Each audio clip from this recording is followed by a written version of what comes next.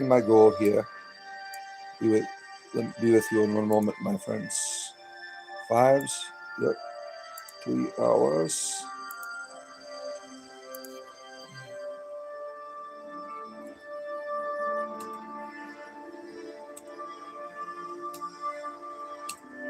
There we are. Just a moment, my friends. Starting my goals here. The goals have begun. I believe so. This should be on there. Why is it not on my phone? It's not good to see you, Steve. Goal created. There we are. Good to have you here, friends. Just setting up a few things here. Before you get to see, you know what I forgot? I forgot my walking stick. I'll be right back. I left my walking stick downstairs.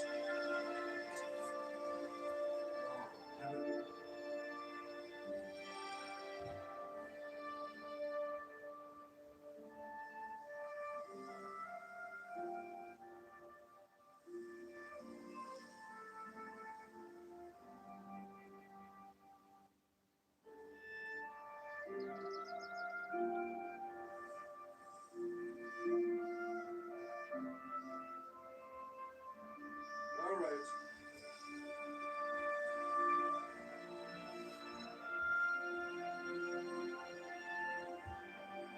I'm back. I had to get my walking stick. My walking stick's got all the magic in it, right? Oh. I don't know if you heard my wife there. She was being a little bit inappropriate for the stream here. My wife needs to go back to church. That's what I'm saying. It's time to go back to church, honey. All those people just heard you do that. Oh my goodness. Yesterday, my wife was at the mall, and they have those, she thinks it's funny. They have those bargain bins, right? They have those bargain bins.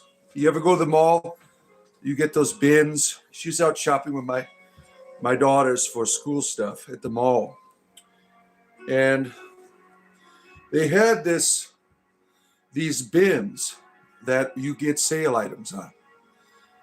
She reaches in, pulls out a plastic wiener. At the mall, someone had played a prank and put a wiener in there, right? At the mall. Isn't that funny? Now, I'm glad an adult found it, because that's quite inappropriate for a child to pull out a penis at the mall. But, I mean, why would you put a penis in at the mall? These people today, they're of a perverse mind. You all need to go back to church. Since I've left church, I've been so corrupted by people like Steve here in the chat. Good to see you, Steve, Vixen, and Okie Dokia, and the chauffeur of Ariana Grande. Good to have you here. And John the Gamer. I am here every day. Every morning I live stream comedy and spirituality, the finest in spiritual entertainment available. And today I'm having a midlife crisis. What is a midlife crisis to you? What does it mean? Right? I've been told by relatives and friends, "Oh, you're just having a midlife crisis. Why you're going around dressing up in a cloak and walking around with a stick? You have lost your mind. You have lost your way." Make sure, my friends, as you're coming in, to hit the like button. If you are also suffering from midlife crisis, don't forget to hit the like button. And today, I will stream an extra hour if we meet our goals there in the chat. There's a goal that has been set here in the chat. It says, I will stream with 5 super chats. I will do an extra hour of streaming today, my friends, for your entertainment leisure, of course. You smoke. I don't promote substance abuse here, sir. I've grown up. I've seen lots of people die from substance abuse in my family, friends of mine. I come from a family of abusers of substances, so I don't find any humor in that. I don't mind recreational use, medical use of things that are healthy, like marijuana, of course.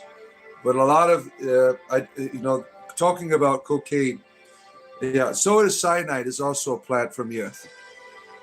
People aren't going around eating cyanide now, are they? I mean, that's not funny.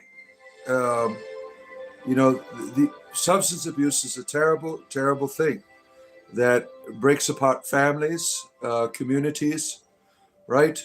Um, when you are addicted to a drug, your whole life is the drug, right? People that they like, I wish I never tried it. Now they can't stop, right? They find themselves enslaved to the substance, and that's unfortunate, right? Good morning to you, Josh. God isn't real. A friendly reminder from Josh, a daily reminder that God isn't real, right? Good morning to you, XOX. Bard, you and me use your magic on bad people? No, I do not do that. People aren't bad. They're just they've been misled. Or, if you think about a baby, for instance, a baby is beautiful. A baby is wonderful. But at some point in their life, they lose that beauty, and that wonder loses its way, right? For whatever reason, we lose our way. And certainly there's, social realities of how to deal with that, like telling people to fuck off, right?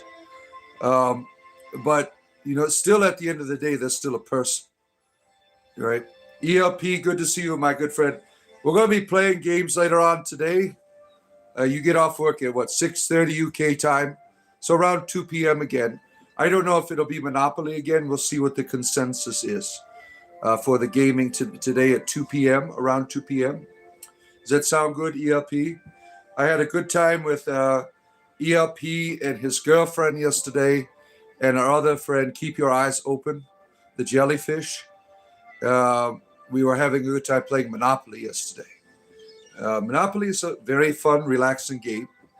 We played the 3D version. I put Oblivion music in the background, of course, for your entertainment leisure. We had a good time. Let's see here.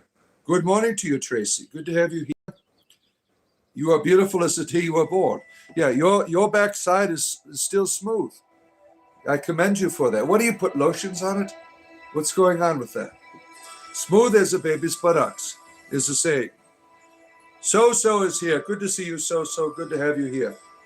You enjoy being here, so you're down whatever we play later on. We could be, you want to play Naked Twister? That sounds like a fun game. Naked Twister online? Yeah. You like turtle heads? Yeah, my turtle's in the other room resting right now. The Imperium lost. See, JC is a heretic. Now I have a new emoji. I have two new emojis. I discontinued some of the other ones, replaced them because of people asking me to. I have a Warhammer emoji for our community members, and also a Labubu.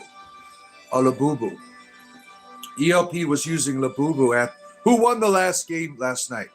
ELP. Who won the game when I left? Your girlfriend was winning. You had to leave. Yeah. Let's see. Seek Jesus, bro. How do I do that? Tell me what it is. See, this is very inappropriate. You give someone some ideas, but you don't tell them how to do it. You don't lead by example. To me, that's a worthless religion that you have. When you just say, hey, read the book, man. Seek Jesus, bro. I mean, why don't you grow up and offer some real substance here? I will convert to any religion that helps me out of my midlife crisis here. Yeah. There it is, Labubu in the flesh. Oh my, and the Warhammer. There it is for your entertainment leisure, my friends. Oh my. Than is here. Yeah, have a wonderful, thank you, So. I appreciate you stopping in and hitting the like button. And for people coming in, like and subscribe. I do this every day for your entertainment leisure. I'm here sharing my midlife crisis with you, sharing the experience of old age, right? When your mind starts to unravel, when things don't seem as interesting as they once did, right? Your brain begins to work at a different level of operation. You begin to see things differently. And that's usually after you're 40, right? Um, where am I at? Jesus is lost again? Shit. Yeah. Your girlfriend ended up winning. You went bankrupt again. Oh, my. Well, oh, my days. What the actual... What is going on? Zenith sugar to a tsunami. A sugar tsunami. Oh, my. Oh, sausage. A sausage tsunami. You like sausages, do you? You are a sausage consumer. You are the glizzler of the Grizzlies, right? Um, the Mayans predicted the government was going to eliminate Harambe in 2012 so they can invent memes and rule the world. Yeah, that was a great tragedy, right? The people really were outraged, right, about this animal being put down because didn't Harambe harm another human being, right? I can't remember what happened with the Harambe. I just remember my son. I think he was in maybe 9th grade or something, and his friends were all like, "Save Harambe," right? Hashtag love Harambe, right? All of these people loving the gorilla. I can't remember what happened with that, right? Well, the question is, where were you all before? Right? Where was your support before? Why didn't you care about zoo animals before? Why? I mean, selective outrage. Yeah, where are they now? Where are the people who are fighting for the justice of Harambe now? They're nowhere, right? Because people get swept up in these movements of selective outrage. Right now, it's artificial intelligence. Everyone's got a boner for it. They all have the same talking points and no real substantial truth, right? Because when they start complaining about AI, what do? They do it on a service that uses AI. If you don't like AI, you should not be on Google. YouTube is Google. Google uses more resources than any other reality that is out there today, right? But they don't care because they have selective outrage. They're only outraged when it's convenient for them. So that's why no one cares about Harambe anymore. That's why you don't have a Ukrainian flag in front of your house, right? Because it's not cool anymore, right? You never really cared, if you're honest, right? You were only using that to develop a false identity. Vixen is going to hell. Oh no, it's Jesus is here. Raleigh, good to see you. Your common sense brings you peace. Well, some peace, some arousal. It's sometimes both, sometimes hand in hand, right? You never know what you expect. What's up with the like button? All these people here, hit the like button on top of your screen. What's going on with that, right? Oh, look at the Swedish meatball just here. Nice to see you again. It's been quite some time since I've seen your bulge. What's going on with you? Yeah, is it? No, I love rabbits. This is my walking stick. I don't harm animals. I am an animal lover, right? Oh, Matt, you've been censored. Oh, this guy needs a psychologist. Why don't you help me? Why can't you help me? It's easy to say things about me and run off, isn't it? You're a coward. That's why. You have nothing to offer me. Maybe you need the psychologist, right? When you're just a coward and you run away from a conversation with a jab, tells me all about your psychology. Coward, right? Why aren't you helping me? If I need help, don't you have a common decency to help out a man going through a midlife crisis, right? No, you're a coward. You have nothing to offer, right? Lots of cowards on YouTube today. No one willing to stand their ground, to enter into conversation with you, to enter into dialogue. Nothing's impossible for Jesus. Can he help me with my erectile dysfunction?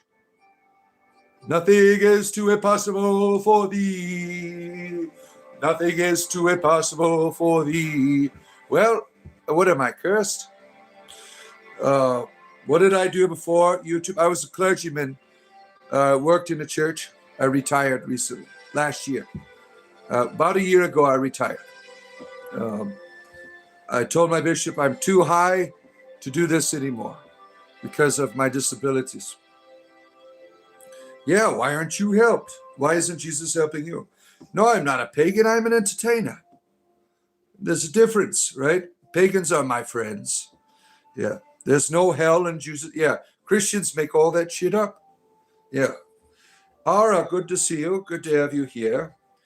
Kamikaze Hairless Penis is here. Nice to see you. Yeah. And Dirty Dog is here. Wow. Right? All of these interesting names. Now I am a bard. I was a bard when I was a clergyman. I just retired. Now I do this YouTube as a way to make a living. I'm making much more than I ever did as a clergyman on YouTube.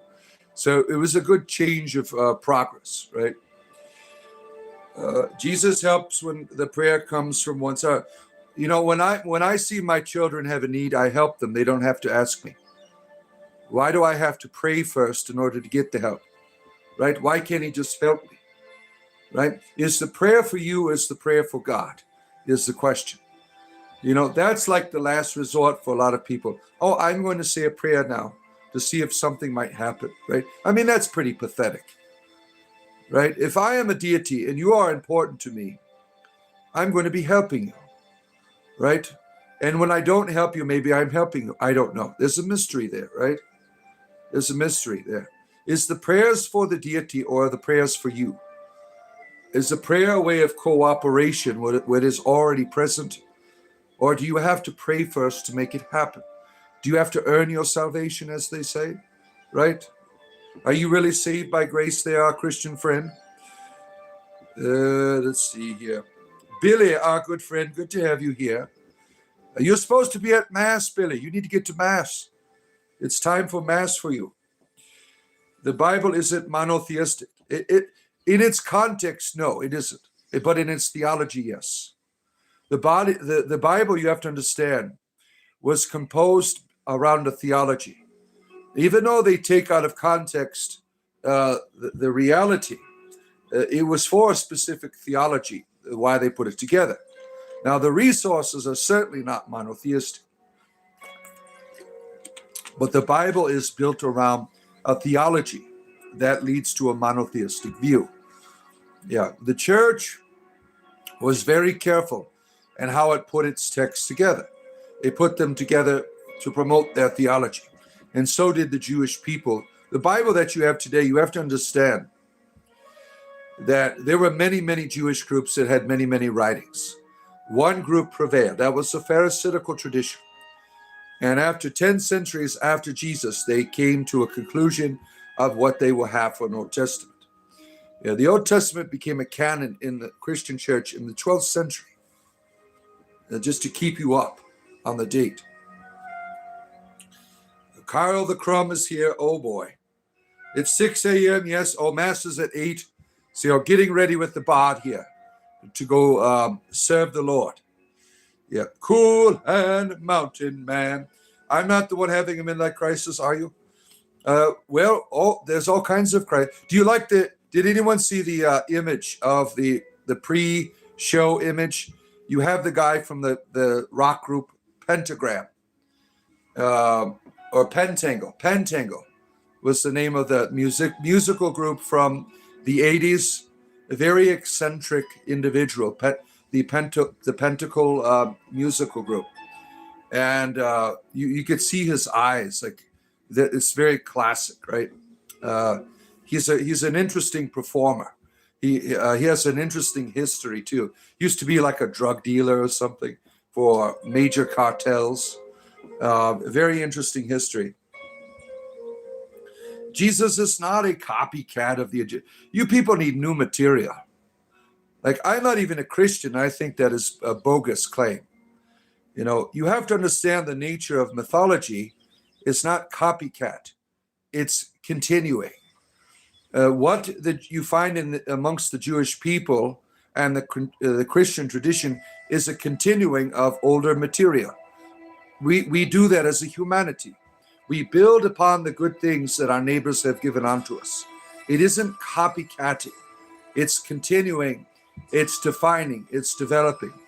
If you look at all the various forms of paganism, right, they're all basically saying the same thing, all religions, but they're doing it from a cultural context.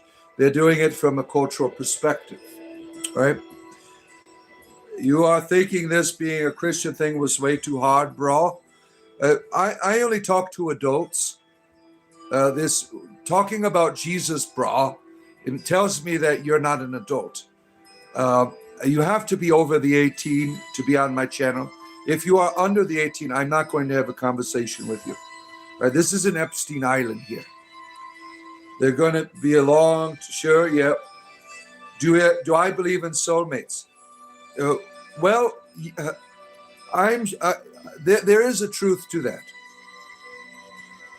Right? I don't believe this idea of leaving someone behind in your relationship because you're seeking your soulmate. I think that's immaturity. You have to understand that what we are is a web of life. We are one web of life. So when I'm finding my soulmate, I really can make that anybody, right? But I believe in destiny is sometimes carved out for certain individuals in order to reveal the whole. Like, of course, I believe my wife, we're going on 27 years, right? I have to ask her the dates. I always forget. 27 years of marriage. I believe my wife is my soulmate. I believe we were meant to be together for a purpose. But you have to understand the person that you're loving is your soulmate, right?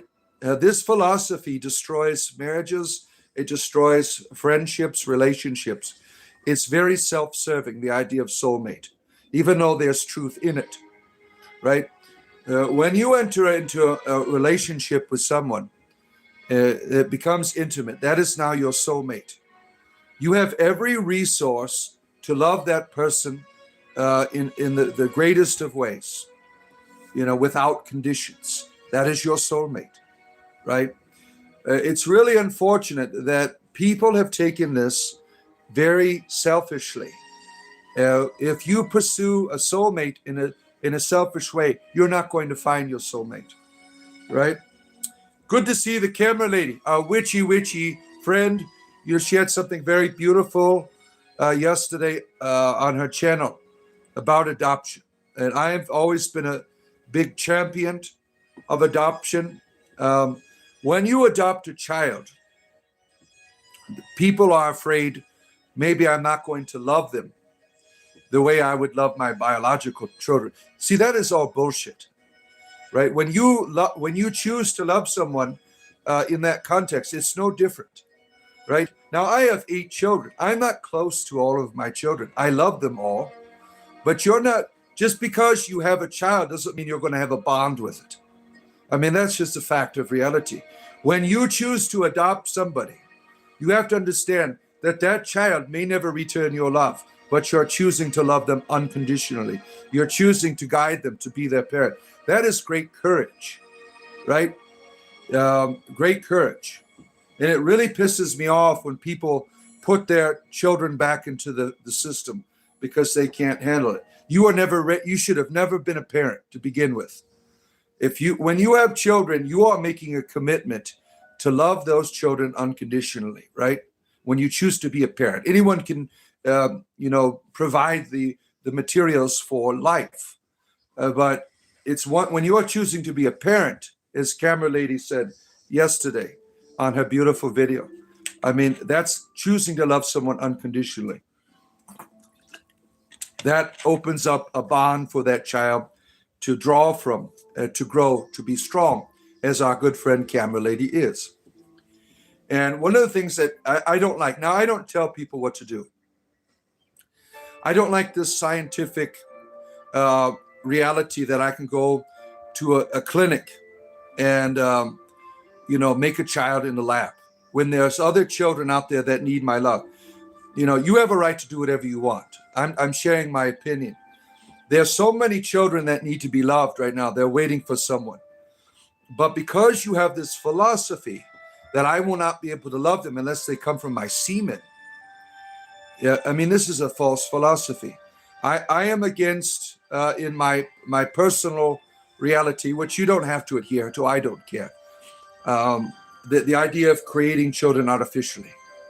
I think that there's plenty of children waiting to be adopted by you. Now, these children are suffering now because of all of our science today, right? I think if you want to love a child, that you should go adopt one if you have the ability to do that, right? Oh my, D's Nuts is in the chat. He speaks the truth, damn it. Sometimes, I mean, I'm not trying to tell you what to do. I have relatives that are here because of the science. I'm not here to tell you what to do. I'm an entertainer. I'm sharing my opinions with you. And I'm not trying to make you feel bad for your decision, right? That's not my intention. I'm saying that there's children right now that need to be loved, and they're waiting to be adopted, right? And there's teenagers. I mean, there's people who need that connection, and I think it's inappropriate to deny them that, right? Christ is your king. I don't care. You assume too much of others. Prove it. Prove it. I think you're assuming too much of me. Don't you love it how they do these drive-by and they have no courage to follow up? Oh my, where are we at here? Are we talking about adopting cats? Yes, cats and dogs. Go to your local SPCA and save an animal from certain doom, right? I need to gain power for what? What kind of power trip are we on today? What are we on today? Make sure as you're coming in, friends, hit the like button at the top. Subscribe if you haven't. I will stream for an extra hour today if we can meet our super chat goal. Where you could donate 5 cents if you want to. When I get 5 super chats, I will stream an extra hour today. So think about contributing. I do this every day. I do it for a living. So I appreciate people that can like and subscribe and super chat me, gift me.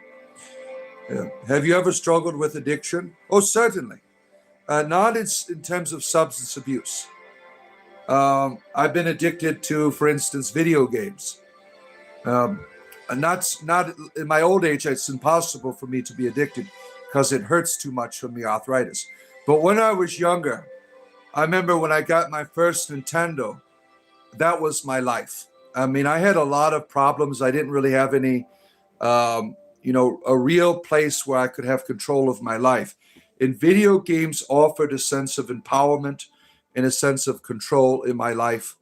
And it became the greatest illusion, right? The more I give to it, the more I begin to suffer, right? The more depressed I would be. I mean, I need a better game.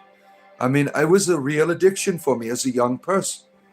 When I got married, half of my marriage was to video games, right? Thankfully, my wife put up with me all these years. My wife doesn't play video games. Yeah.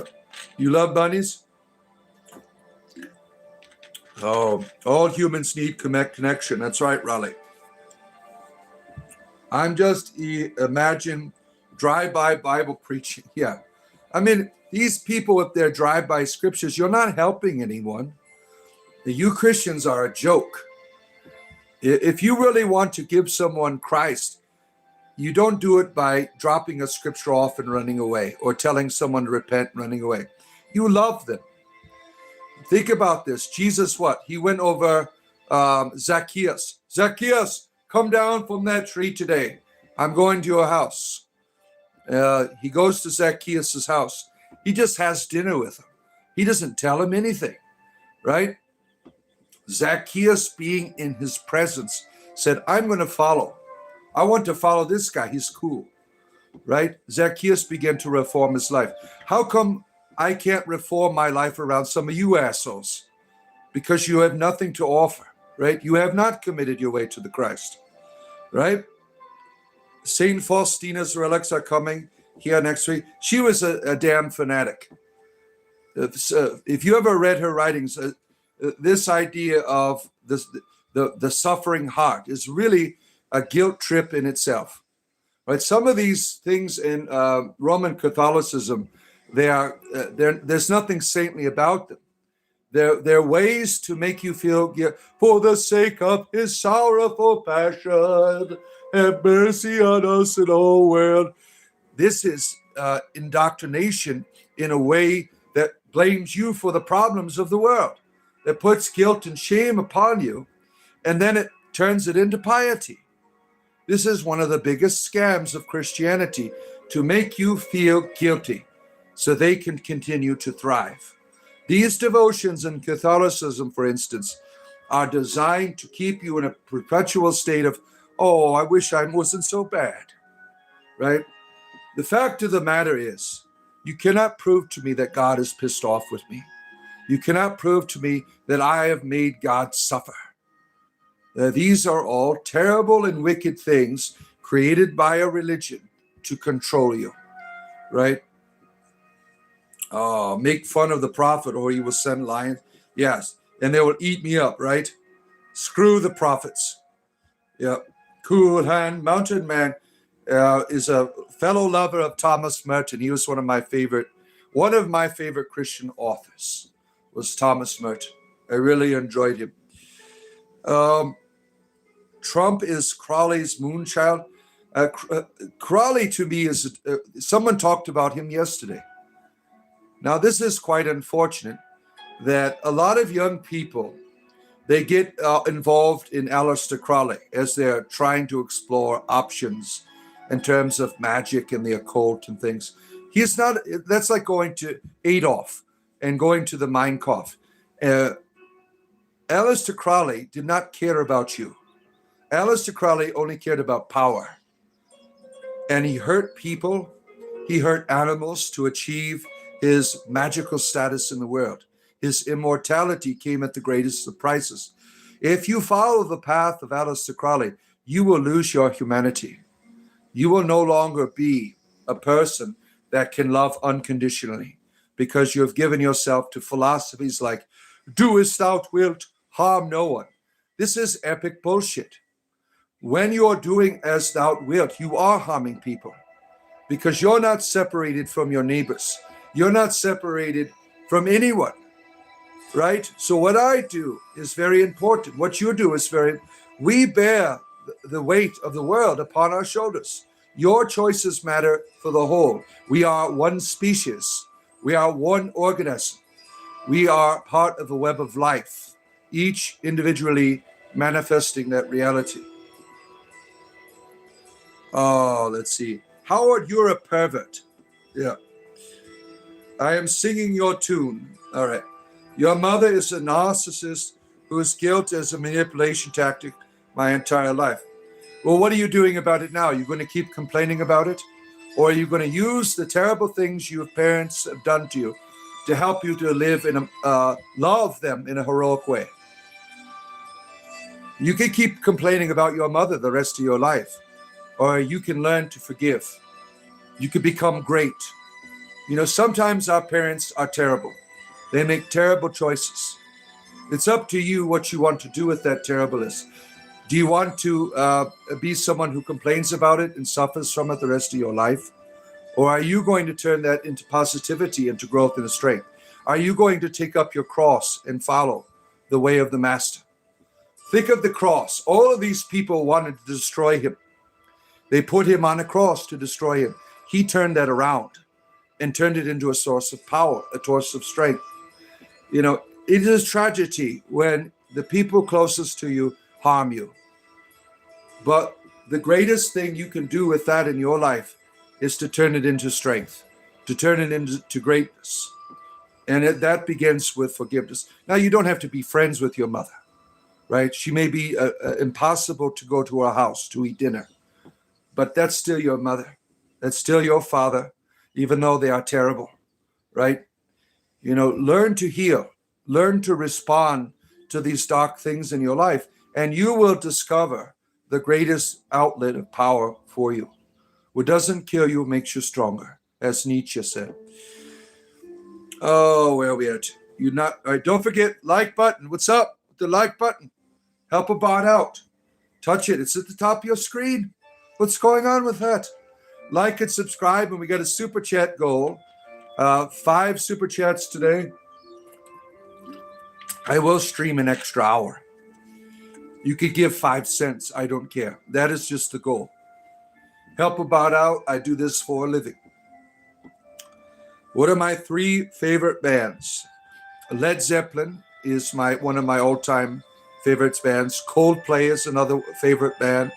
Now for the third one, where would I draw that from? See, I've never really thought deeply in terms of orders because I listen to a variety of music. Let's just throw Rufus the Soul into that next, right there. Pious Christians immediately get nasty and butthurt if you don't validate their hive mind. That's right. Hive mind mentality is even in the words you're saying, unfortunately, my friend. A reactionary hive mind is just as much of a hive mind as the hive mind, right? Now, people that leave this hive mind, you go into another one. Like we get people all the time who are atheists, and I have lots of atheist friends in my community here. Join our community. There's a join button down there. You can become a member on the Discord. We're going to play games later on today at 2 p.m. This idea of I'm leaving now I'm always a reactionary person to where I came from, right? I'm always talking bad. I'm always have to think about them.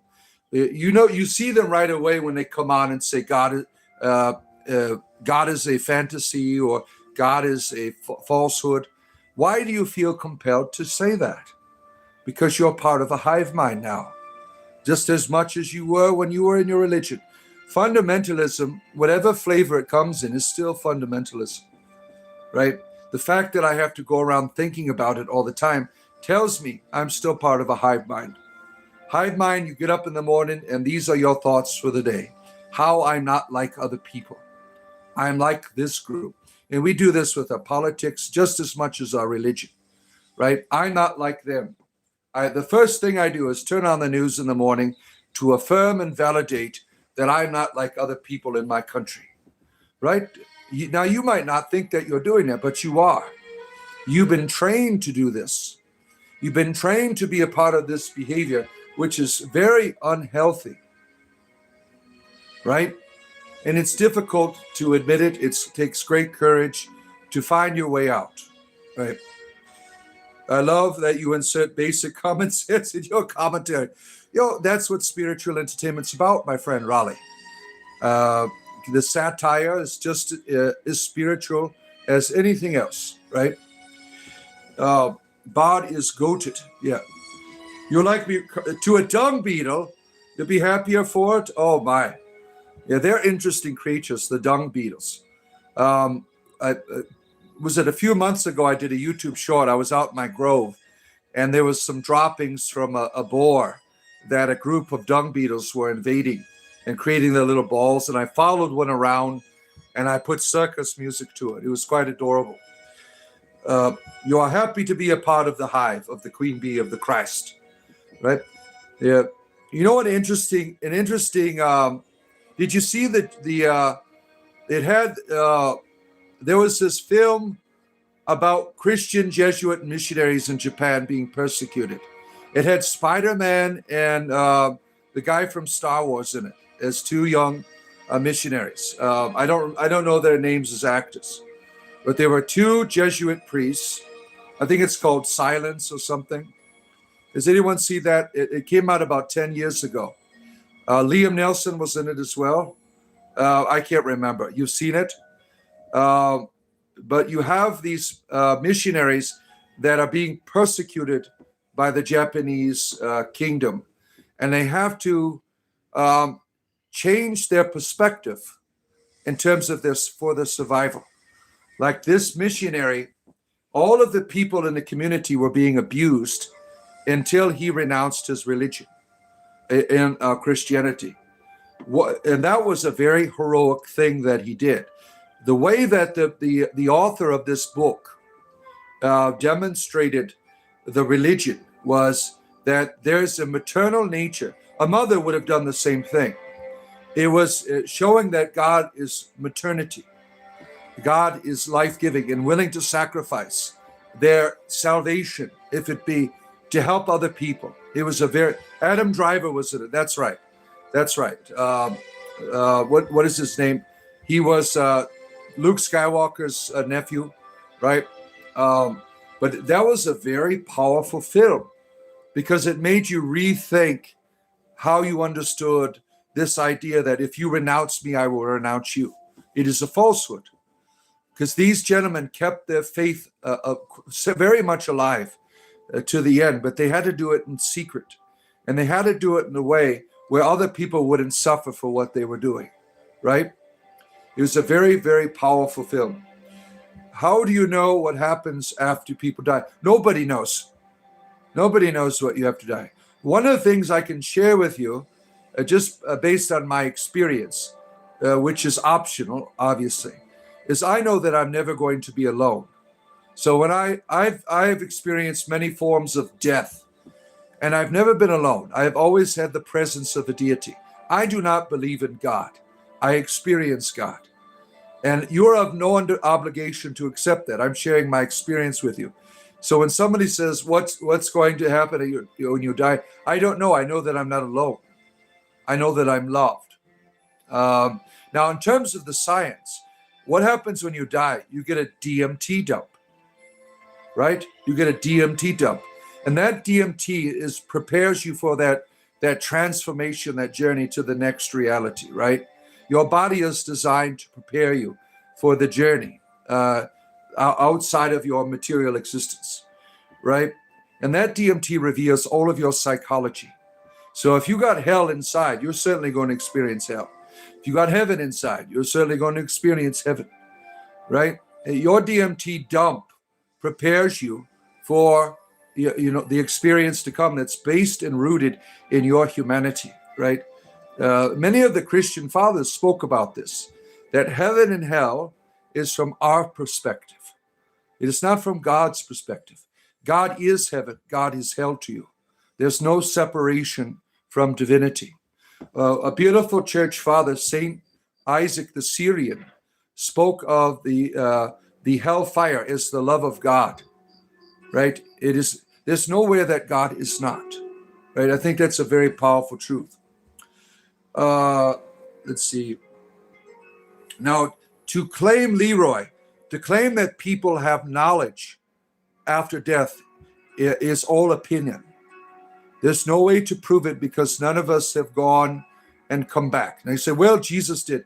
You don't know that because the materials you're given are all opinion. The testimony of others doesn't make it a truth, right? Am I agnostic? I probably am. But I'm very Christian, as you could tell, right?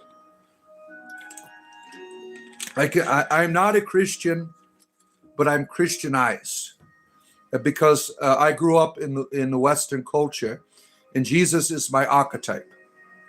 He is the face of divine fatherliness to me. So the mythology of the Christ is my starting point for understanding the fatherliness of divinity. And likewise, the Virgin Mary, right? She is the divine Sophia.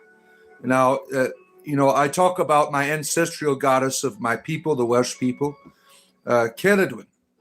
Ceridwen to me is the same reality, right? In each culture, you have the same faces, but each presented to you differently, right? You're going to end up working for me one day while you're talking to deities. You're the sig. You do male grinding. You are a Grindr refugee. I've rejected you on Grindr, and you've come here to harass me with your homosexuality. Yeah. Where are we at? Would you want to stick like this? I will have the same wisdom, certainly. It all comes from the stick. The bigger the stick, the more wise you are, as they say, right? Yeah. You're welcome, Julie. Glad to have you here. Yeah. Don't cry, Leroy, don't cry tonight. And that Guns N' Roses song came in my mind there. The new moon has a virgin birth at the end of every month, especially in Virgo. Yeah. Virgo is an interesting constellation, right? So is Cassiopeia. I mean, the mother. Virgo is you have to understand, like, the idea of perpetual virginity, like in Hestia, the goddess of the hearth, is not so that she doesn't like to have sex at all, that sex is a bad thing. The idea of perpetual virginity, like you see in the mythology of the Virgin Mary or Hestia or Artemis or other goddesses, is so I can give to everyone out of the riches of myself. Like that is your own personal virginity that has no limit, that does not stop. The sexuality, the eros, is always being given unto you, right? That's how. What's unfortunate in the Christian tradition, it's like sex is bad. That's why I have to be a virgin to have more of God. The Roman Catholic Church, unfortunately, teaches that celibacy is more spiritual than marriage. And this is something they do teach in several places in their tradition, which is quite unfortunate. I was in the Eastern Catholic tradition. We had married priests, and we always had to contend with this nonsense, right? You went to Catholic school for 6 years, 5-6 days of church. Yeah, I stopped believing.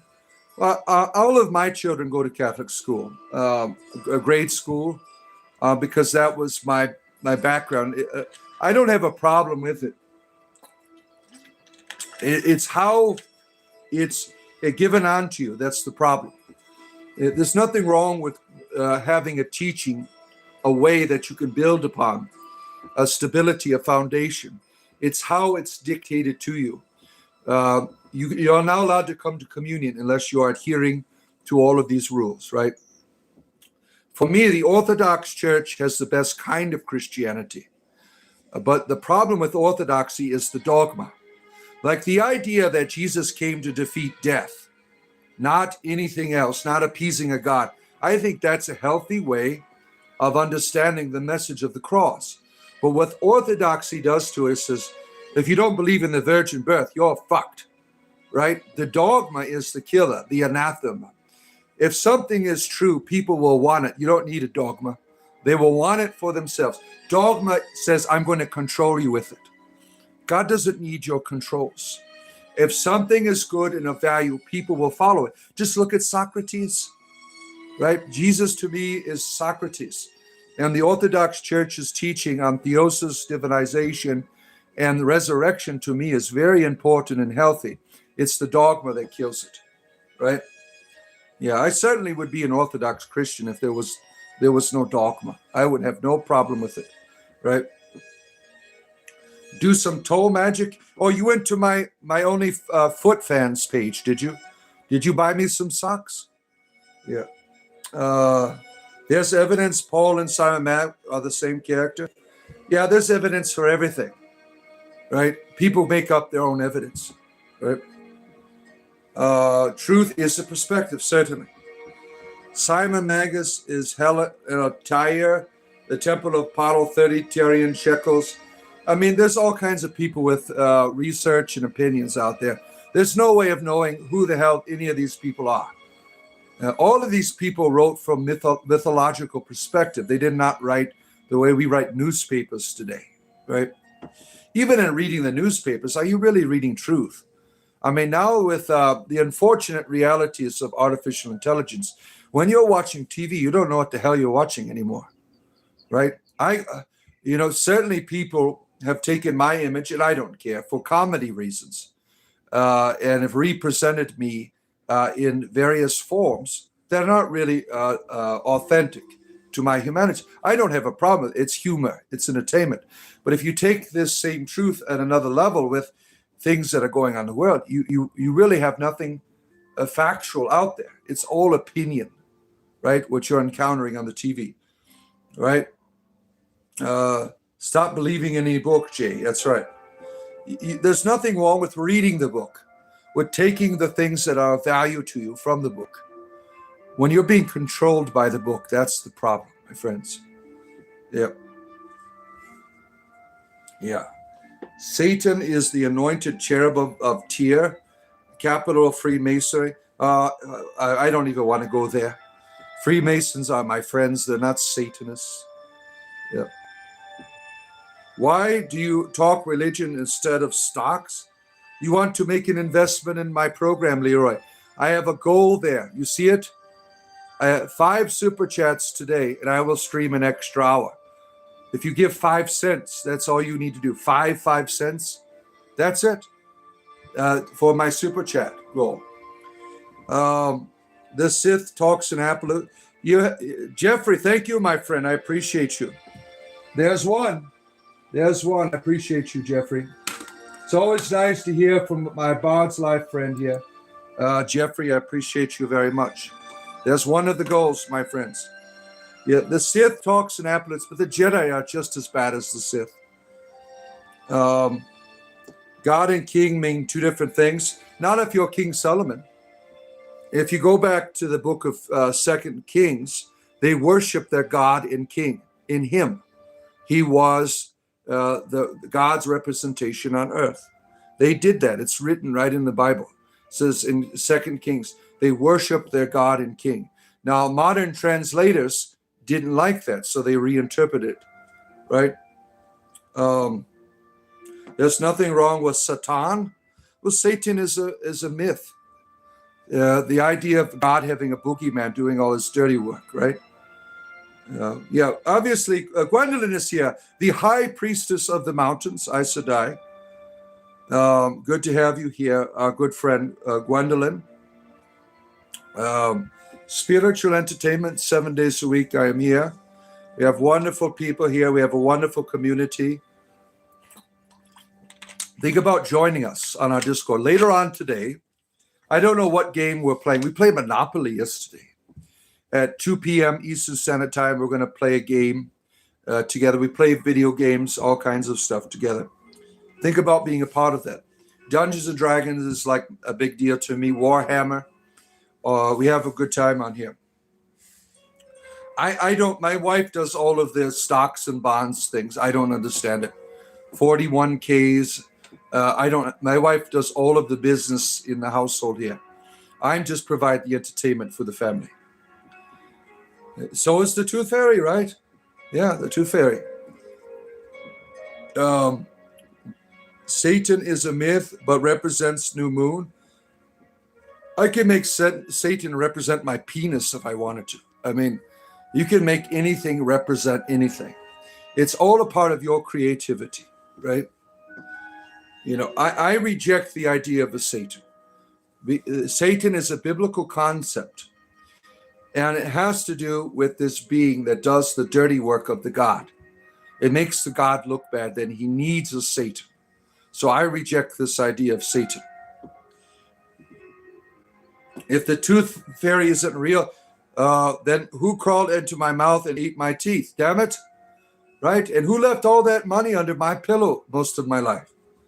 Yeah. I mean, I went all the way into all of my false teeth. And I always got like a nickel or a dime or something. Yeah. I can also, whatever you say. You certainly can. I'm just an entertainer. I never make any claims here that you have to adhere to. I don't care. These are my opinions. All right. Satan is a scapegoat for Yahweh, certainly. Satan to me is a terrible philosophy. Now, people have taken the idea of a Satan and tried to make it into positive things, like in some Gnostic traditions and modern forms of Satanism, using it as the ultimate form of rejecting oppressive realities, right? Let's see here. Fred Ruckers is here. Tongue thieves do a juvenile steal. What is a tongue thief? What is it? Who's stealing your tongue here? Yeah, Satan is a Yahweh, an analog to Zeus. Yeah, you can do whatever you want with it. I don't care. Yeah, that's your creativity. Whatever you want to do with your Satan, right? But if you're going to take a reality, and you have a right to have creative license to it, but you can't also at the same time forget its roots.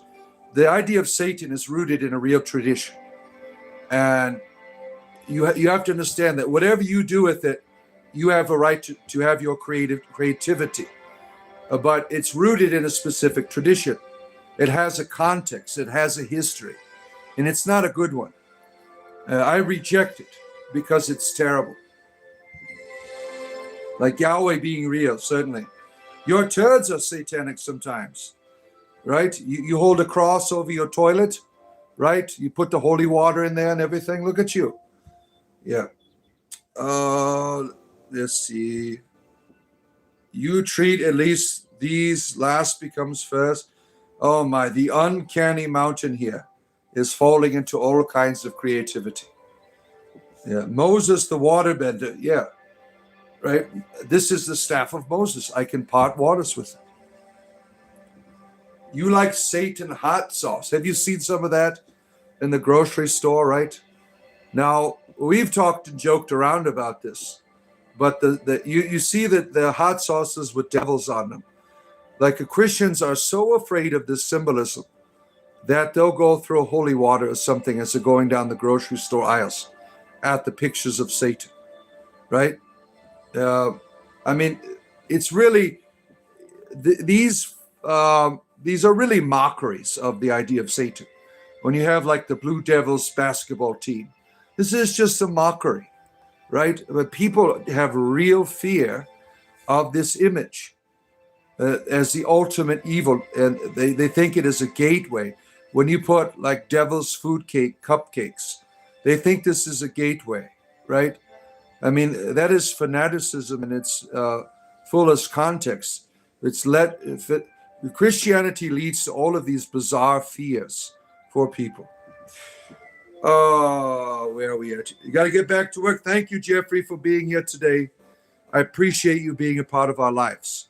We'd love to have you on Discord, Jeffrey. I hope we can get you on there. Send me an email, and I'll get you on our Discord channel, Jeffrey. We appreciate your presence here.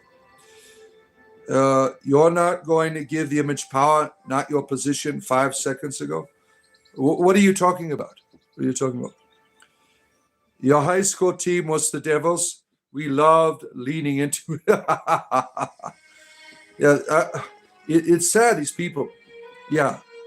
My email, Jeffrey, is on my About Me, and if you can't find it there, I'll put it in the chat, and we'll get you on our Discord channel. Jeffrey's been with us forever, at least 6 or 7 months, right?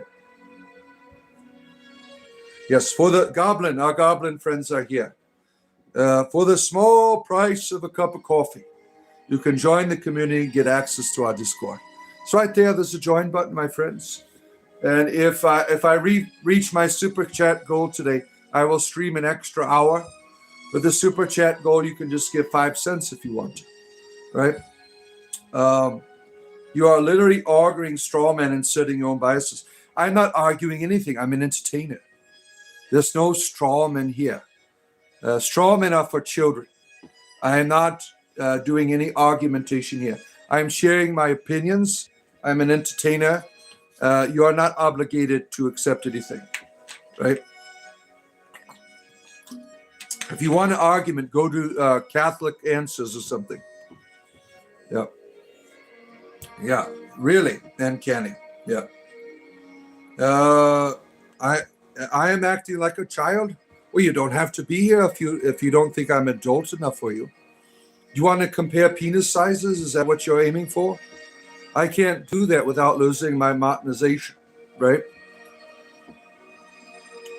Can you shout out to your friend D's Nuts is going to the Lakes of Fire and needs help? Well, that's not my problem. Yeah. You don't have to cry. Don't you cry tonight. There you go again. Creating these problems that are unnecessary.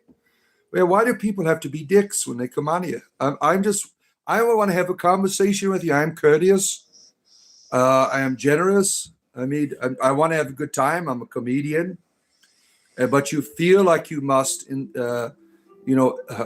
have your way here. I'm not going to let you do that. This is my house, right? You're welcome to be here if you're courteous, certainly. And we're talking about midlife crisis today. If you saw the images you came in from the lead singer of Pentacle, a wonderful musical group from the 80s, the guy's eyes bulging out of his head looks very diabolical, right? That's what a midlife crisis does, right? You are the Danish bot. The Viking Lloyd is here. Good to see you, our friend, our Danish friend. Good to have you here. It's always nice to see you, a friend. Take responsibility for your own actions, Magi. How? In what way? What way? Satan means adversary, a tester. Yeah, the idea of a Satan is a person working for someone else. The adversary is an important figure in the Old Testament who's working for the God, right? Cool Hand Mountain Man, thank you, my friend. Chat goals are going up, my friends. Your bod, proof that even a spiritual fork in the road can lead somewhere, is hilarious. Always enjoy your brand of comedy and spiritual insights. Thank you, my friend. I appreciate you being a part of our community. We're climbing up there, my friends. We're climbing up there. Blue Atana, good to see you. I'm not a warlock. I'm an entertainer. I practice druidry, so I could be considered a druid. In my group of druids, I'm entering what is called the Ovite grade. You're saying that what they want to do need to be very creative. I don't even know what the hell you're talking about anymore. Satan isn't evil. We're just testing the faith of certain peoples, like Job. Yeah, the real evil in the context is the one running the show. Yahweh is this entity who needs a Satan to do this dirty work in the Bible. I mean, it should be very obvious to people, but they're given this agenda to make it look like the ultimate evil, when Satan is a servant of the Yahweh. He is not in control of evil. Yahweh is in control of evil. That's why you have Christian moral theologians in talking about the problem of evil will say, well, God needs evil to bring good out of it.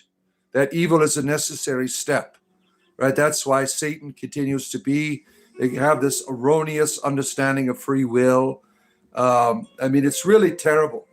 That the God is the one that's the evil one, if you look at it, outside of their indoctrination.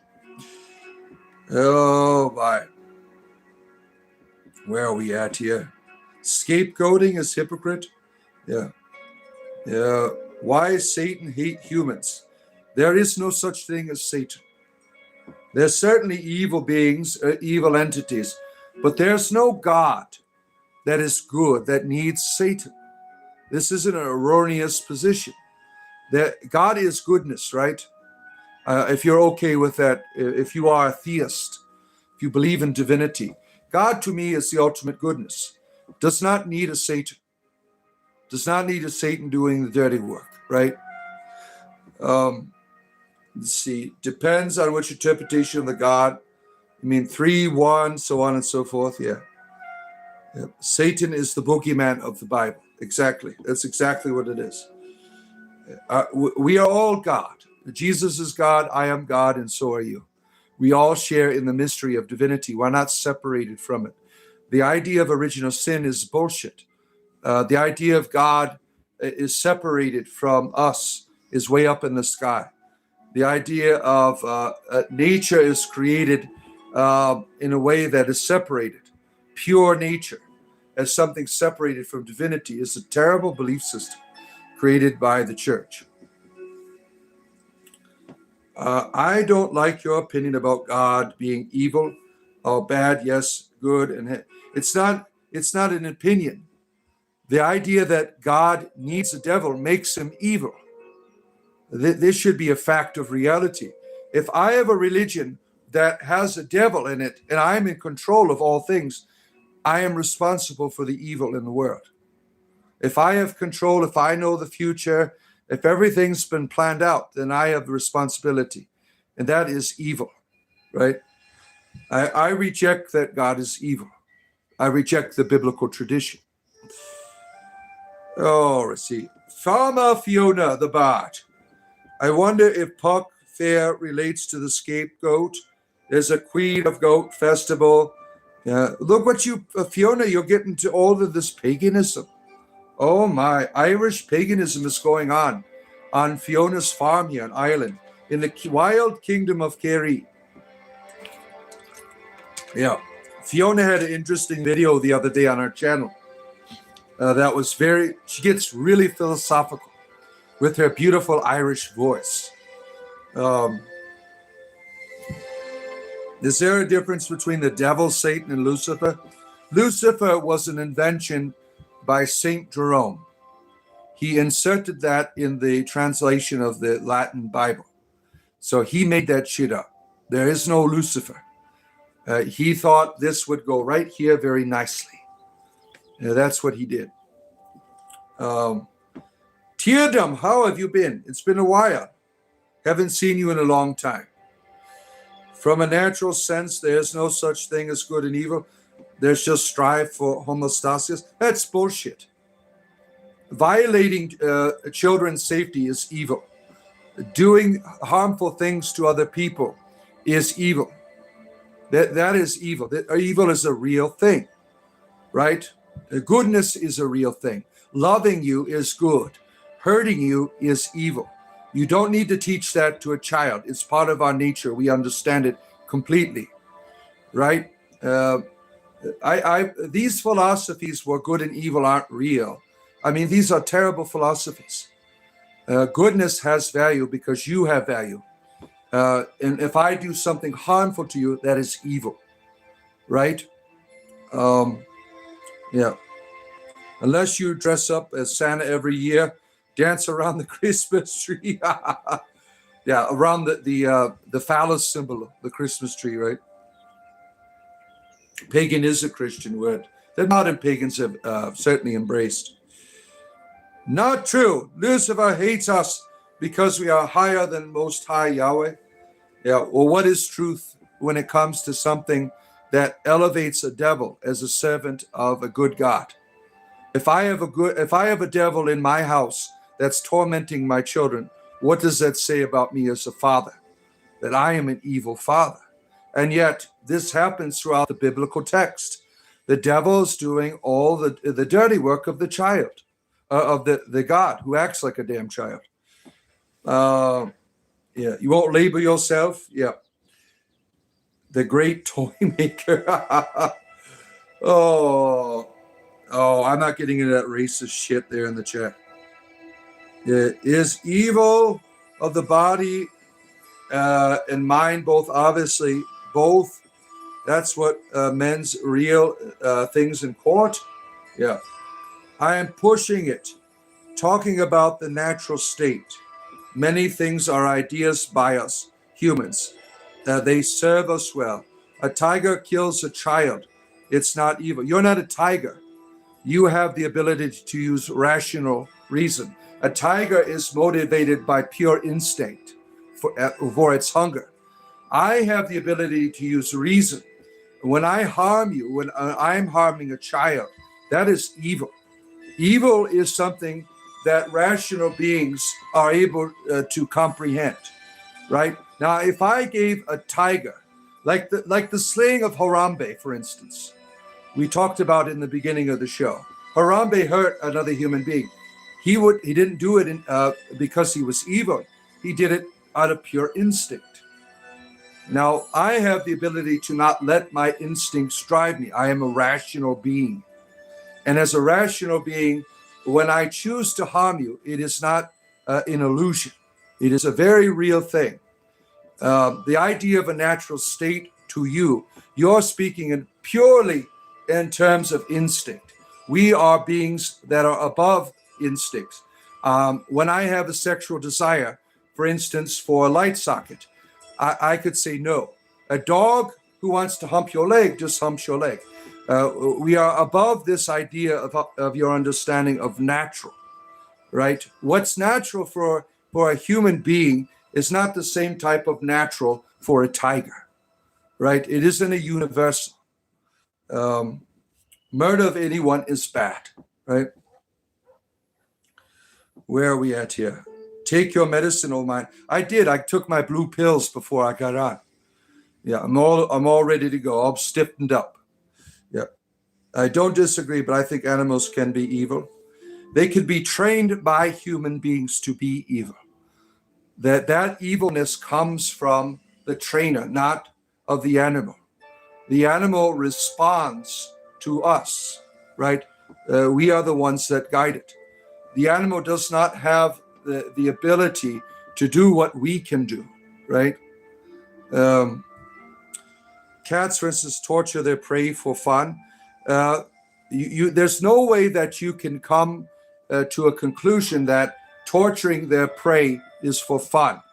That is a human reality that you're imposing upon this creature. This creature is motivated by pure instincts. When you have no ability to reason through your actions, it is not an evil act, right? Yeah, evil is a human concept. It belongs to the realm of humanity. Because we are beings of love, we are able to say that is not love, right? Animals are invited into this experience as we tame them, as we love them. They share in our humanity, right? It's different for sure, yes. Yeah. You are, Douglas, I don't know what the hell that means. Bird rhymes with turd. Wow. We got some really educated people on here. Hail Pikachu, you are a Pokemon master, are you? Evil doesn't exist. People only view transgression. Yeah, tell that to somebody who's being raped. If evil doesn't exist. See, you're full of shit. You people that have these philosophies. You create these philosophies so you can do whatever the hell you want. Right? I mean, we have a society, right, that is built on the idea of goodness, that there is evil. Societies exist. Societies thrive in what is the best value of the species for their development. Oh, Red, good to see you. Yeah, ascribing it to fun is human, right? Are rage and instinct evil? Rage is a power. It's what you do with it that can be evil or good. The energy for rage, the energy, like for instance, anger. Anger is something that is very real. Now, if I take my anger and I go, I'm in a state of reefer madness and I run someone over with a car, right? That would be inappropriate, right? Top of the morning to you, my friend Bruce. Speaking of the natures of good and evil, of midlife crisis, finding one's way in the world today. Speaking of Pokemon, our Pokemon master is here. Yumi Luna Rose. Our Pokemon master has arrived today to be with us.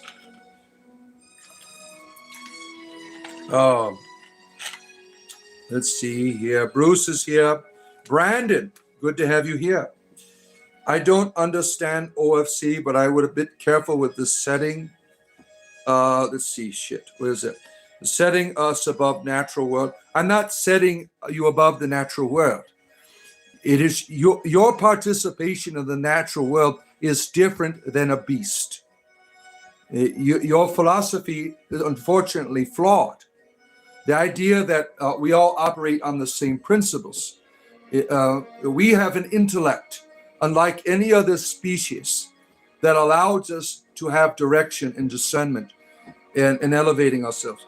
Yahweh demands that you smash the Amalekites. We just ask that you smash the like button. Thank you, my friend. 2 more super chats, and I will stream an extra hour. Spiritual entertainment. 7 days a week, I am here for you, my friends. Casper the Friendly Ghost is here. Good to see you. 1979. Before AI bullshit, mind you. Yeah. Why is violent crime highly driven by genetic predisposition? You can have a predisposition to anything. You certainly have the choice in the matter. Now, people who have, for instance, I have a son who suffers from autism in a way that he is prone to violence, right? That's not his fault. He doesn't have the natural capacity as other human beings to reason through his anger. So the idea of genetic distribution doesn't negate the reality of what is good and what is evil. A predetermined reality sets a stage where you cannot operate like other human beings. Genetic dispositions are not, in terms of evolution, they are not beneficial. What is beneficial for the evolution of our species is doing what is good, doing what is loving, not doing what is harmful. It's just like cancer. Why do we have cancer in our body? The cell is just doing what it wants to do, right? It's cancer. It kills you, right? Stop making excuses for some of the bullshit that you want to do in your life. That's what this is really about, and you know it. There's some things that you're making excuses for in terms of your behavior. You need to come out of that, my friend. Rise out of that. That's what this is really. People create philosophies so they can do their bullshit, so they can be violent, for instance, and harmful to other people. They create these philosophies that justify certain behaviors of our ancestors who were pagans and violent, Vikings who went around and raped and pillaged. Oh, they were just doing what was natural and good for them. Raping and pillaging nations is a bad thing. It's evil. It does not allow us to advance as a species when we're not working together and loving one another. Love is a truth, a fact of nature. When love is given to a plant, the plant thrives. When love is given to an animal, the animal thrives. Love given to another human being, the animal thrives. When you do evil to a plant, it dies. When you do evil to an animal, it dies. When you do evil to another human being, they die. Racist shit like genetic. Yeah, racism is genetic. See, this is the truth. People make up excuses of why they can be racist, right? And stuff like that. Let's be rich and worship Satan. Well, if Satan wants to give me some money, I wouldn't mind. Where are you at, Satan? I want to sell my soul. Are you out there? I want to make it big in Hollywood. I want everyone to see my penis. Yeah. Dolphins are amazing. Their bones have evolved with the sea. Yeah, we are all evolving. Everything's evolving. The universe evolves. The universe expands. That is the nature thing. Evolution, what does evolution do? It makes you better. It makes the world better. That is the purpose of evolution. And in terms of a working species, leaving the idea of evil behavior allows us to thrive. And look at the social level of societies. When you have a just society, when you have just rulers, when you have a just philosophy of government, you are able to thrive, right? I love my country. It needs a lot of help and work. But some of the things that are in my country, like the fires of liberty that one of our founders spoke of, that has allowed us to thrive, to be free, to be able to make decisions in a way that we couldn't in other societies, right? It has allowed the world to change, to transform, right? We still continue to work on that. We still continue to have problems, right?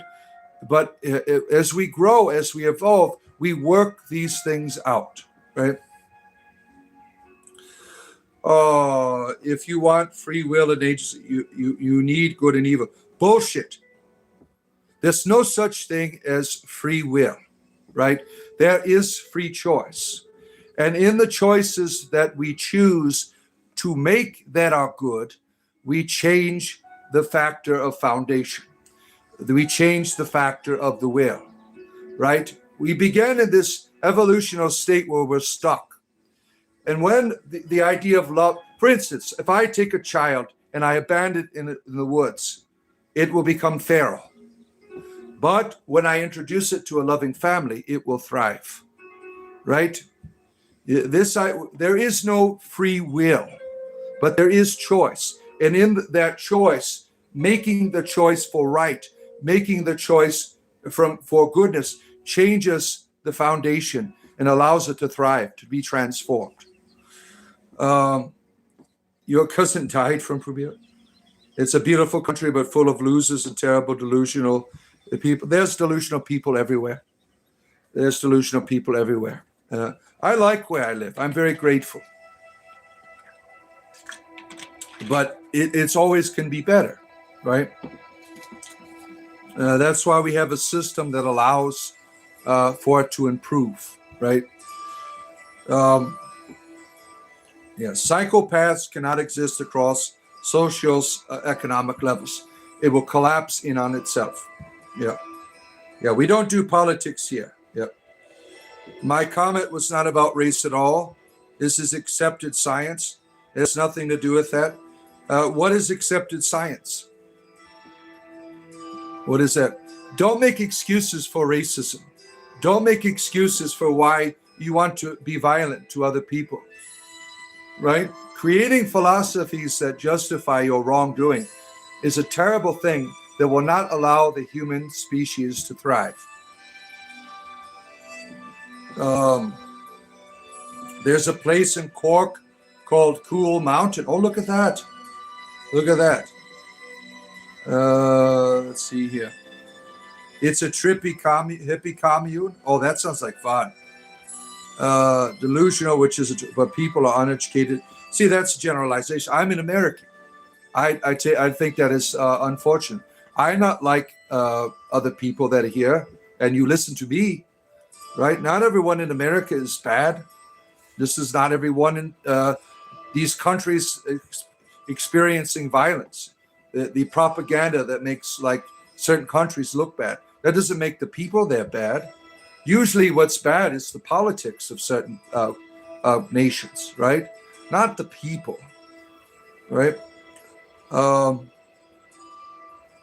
Yeah, it is cool. Yes, you would assume it's in Cork. You think it is in Cork?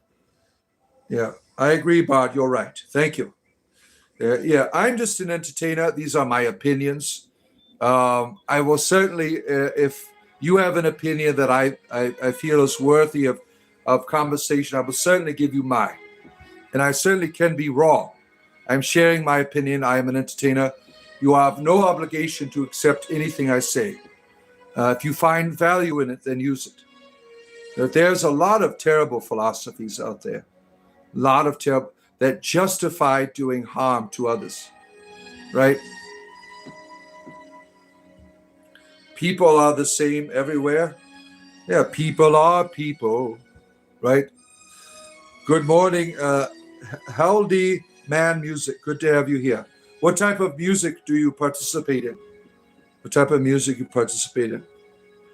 You wouldn't think these people are less than me. I don't want to them near your children. Yeah. Brianna, hashtag exploration. What type of exploration are you interested in? Are you talking about like space or deep sea diving, sexual exploration? What's going on? You have to give me context to this word exploration, right? See, I'm illiterate. Don't forget, my friends, as you're coming in, like button at the top of your screen. I do this every day. Like and subscribe. I am here to talk to you, whatever you want to talk about. Midlife crisis was the theme of today. If you want to talk about your midlife crisis. Yeah, I've been accused of having a midlife crisis, right? If there's any truth to it, I'd certainly like the evidence. Just because I'm not participating in society the same way that I previously was, does that mean I'm having a midlife crisis, right? Because I don't go to church anymore. I'm having a midlife crisis. There's all these things that have been accused of, right? So like and subscribe, join our community. There's a join button. You can join our Discord server. Later on, we're playing games. Yesterday, we played Monopoly and live streamed it. We had a good time together. I don't know what we'll be playing today, around 2 p.m. Eastern Standard Time, 7 p.m. UK time. That's what usually the people that are here. And I'll think about, also, we're one super chat away, and I will stream an extra hour. So if you want to give a super chat there, I need one more, and I will stream an extra hour today. If not, I'll be here for another 30 minutes. But you can get an extra hour if we get that final super chat there. No one is less or more. We all have unique gifts and shortcomings, but the total is not the same. We are a web of life. Our essence is the same. Our essence is goodness. Our essence is wonder. And how we participate in that is unique. And for whatever reason, as we come into this world, we are bombarded since our childhood with ideas and philosophies that don't allow us to thrive, that don't allow us to be in harmony with this reality of goodness. That is our nature. Our nature is wonder. You are worthy. You are wonderful. You have purpose. But what are you taught most of your life? You're taught that you're not. And then you're taught, why are you not? Because you're not like them, or because you're not doing this, or because you don't have the education, so on and so forth. Right? Our nature is goodness. Our nature is wonder. It's in the eyes of every child. That's you, right? You're on the... You thought a midlife crisis when you buy useless, expensive junk to cope with the fear of death? Yeah. There's all kinds of definition for midlife crisis, right? Drugs, booze, and women, midlife crisis. Erectile dysfunction, midlife crisis, right? Many things stand between our best interests, certainly. And that's the role of spirituality, right? To unravel all of this stuff that does not allow us to see. Now, Jesus said in the New Testament, right? When you are born again, you shall see the kingdom of God. This is an important philosophical truth, the idea of enlightenment, the idea of being able to see beyond all the bullshit and to see that what is already here, the kingdom, the goodness, the wonder, the divinity. I'm not interested in what color Jesus is. That's a bunch of racist bullshit. You got your way out early. You think when you get to mine, I will sell your tractor and buy a Porsche and probably get it stuck. You'll need to get your tractor back to pull it out, right? Your midlife crisis. Midlife crisis is really something that exists in the societies of the Western world, where we have more time on our hands. Like if you go to agricultural realities and people, where's the midlife crisis? There is none, because they're always busy, right? Midlife crisis is really, to me, something that is given out of the extra abundance of a lifestyle, and you got too much life too much time on your hands, right? Christ was depicted white in ancient paintings. I don't care what color Christ is. It's not important. Divinity has the color of every nation and face in the world. You are Christ. You're not separated from God.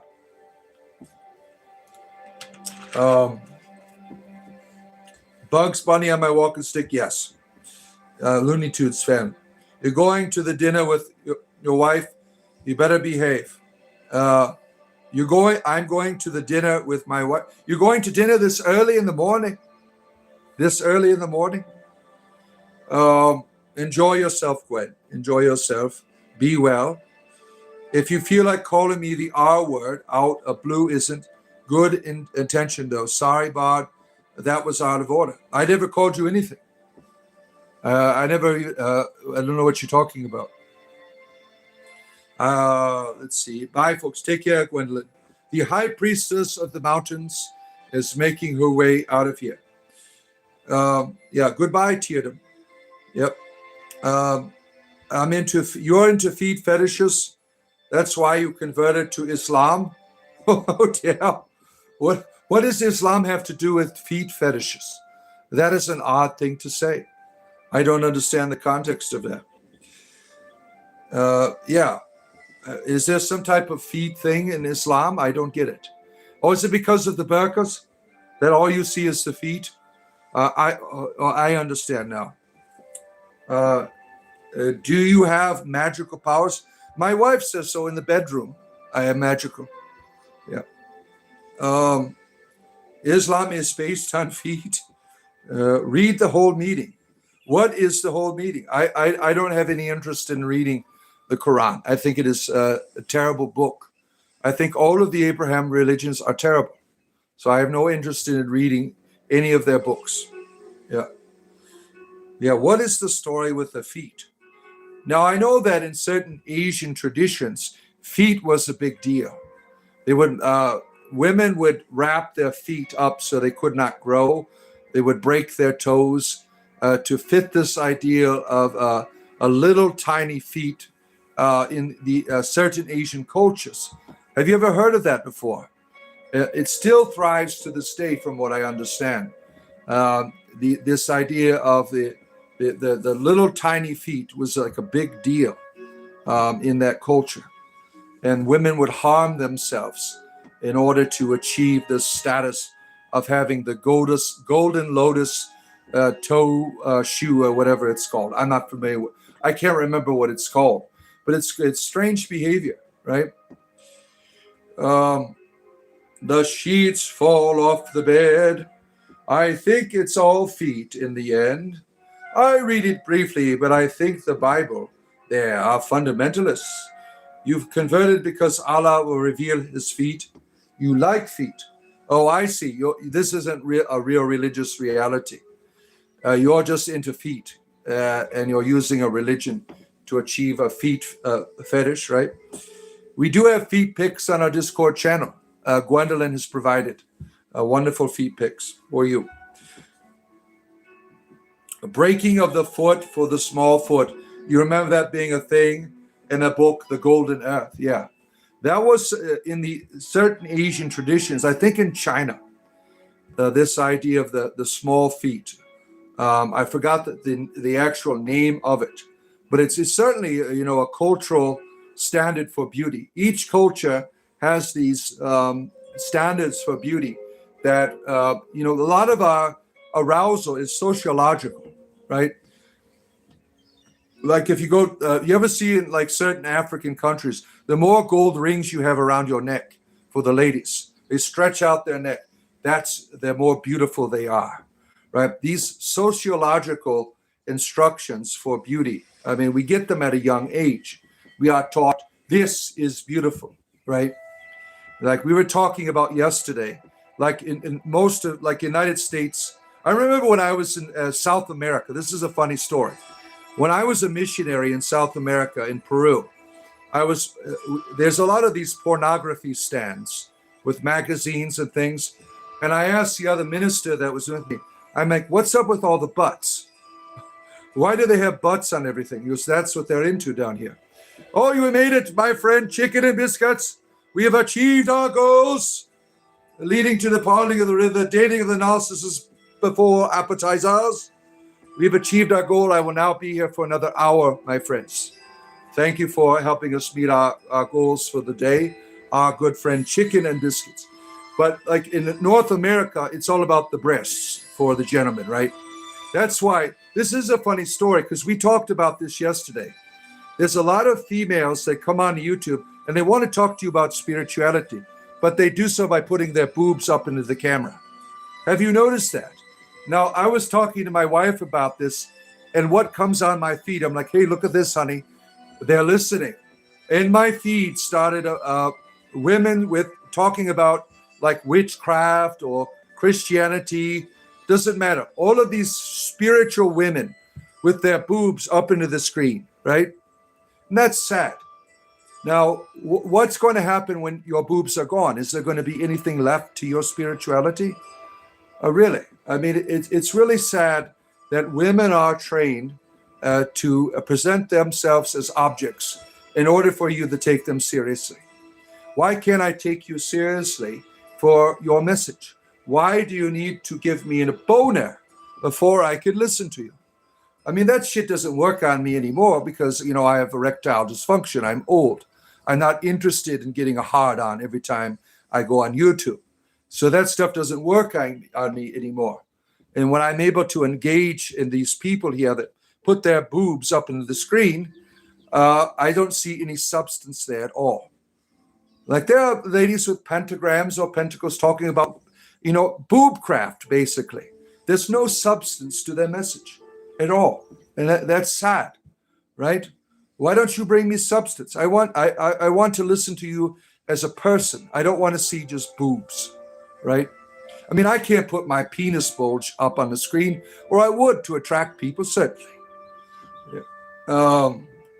Chicken and biscuits. In case you guys didn't know, Jesus loves you guys. Well, prove it. Prove it. What sin do I need? Prove that I have sinned. You say I need to be cleansed. Prove that I have sinned against your God. Can you do that? And I will accept. Yep. They have pills for that. Yeah, I'm all natural. Yeah. The actual Dasha hound. Oh yes, you have the beautiful wiener dogs. Oh my, I love wiener dogs. Those creatures are so adorable. And our friend Cool Hand Mountain Man is a wiener dog enthusiast. He has shared picture of his beautiful creature with me. Yeah, good humor. Yeah. You think you may have heard it now. Yeah, Fiona. Yeah, Fiona. If you want your channel to thrive, put your breasts up on the screen. Everyone will watch, right? The oldest profession. They don't have to bring anything but no accountability in modern feminism. Always the dude that will pick up the trash, right, my friend? Chicken and biscuits full of the wisdom today for our friends. Yeah. Boobcraft, a genius, right? I hope. Now, camera ladies mentioned a lot of things about bottoms yesterday. I'm like, oh, I love it. I giggled every time you said talked about getting your bottom spanked. I'm sure like a lot of people are, yeah, she had a very serious video yesterday. I don't want to poke fun at it. But I did giggle when you said 2 times bottom, and I giggled in your video yesterday. They have the 10 commandments. Think about these commandments. Now, if I told my children, if you follow these rules, I will be your father and you will be my children. Do you think that's fair? Right? Now, the idea in the context is these people are being adopted by some random deity that's out there, not the ultimate one. The ultimate father does not need rules for you to be your father. Yeah. Kelly Osbourne looks she looks terrible. She looks terrible. She looks like a damn skeleton, right? Why does Kelly Osbourne look like a skeleton? Because she is taught that makes her beautiful. That is sad, right? What happens when you don't look like a skeleton anymore? Do you have anything of beauty that remains? Right? Do you think God stays in heaven because he lives in fear? I don't know. Bottom craft. There's another one. Fiona, you want to start putting your wonderful Irish videos, from your reverse position? Fiona has a beautiful Irish voice. Just imagine if she used her bottom to begin the conversations with her wonderful fairy forts and cows and things. Yeah. Shelley Osbourne, right? Having a really hard, I think she is having a hard time. And it's sad that most young females are taught this is the standard for people to accept you. And it's understood young people, now she's not young anymore, right? She is in her 30s, right? If I'm not mistaken. I keep going back to the Osbournes TV show. Oh my.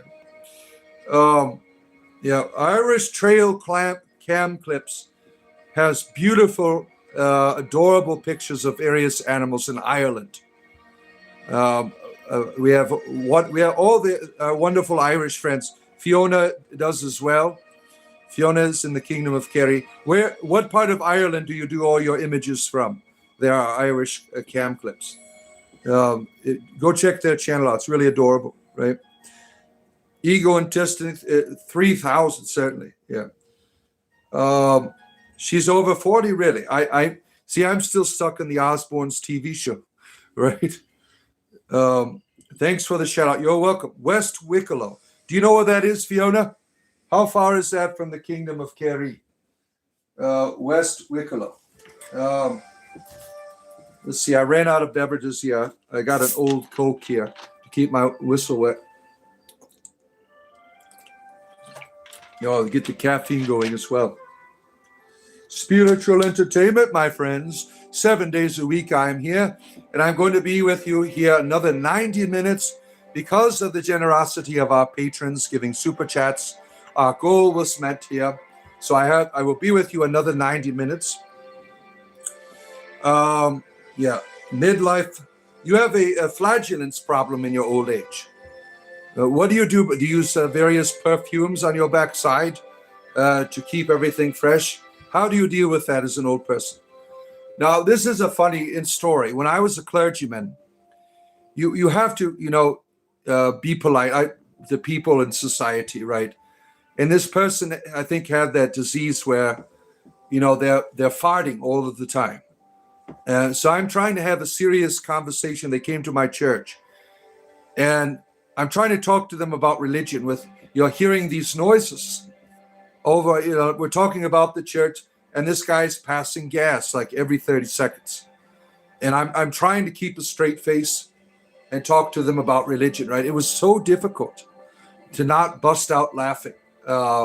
Because I didn't want to be rude. He definitely, have you ever met someone with this condition? This is a real thing that people suffer from.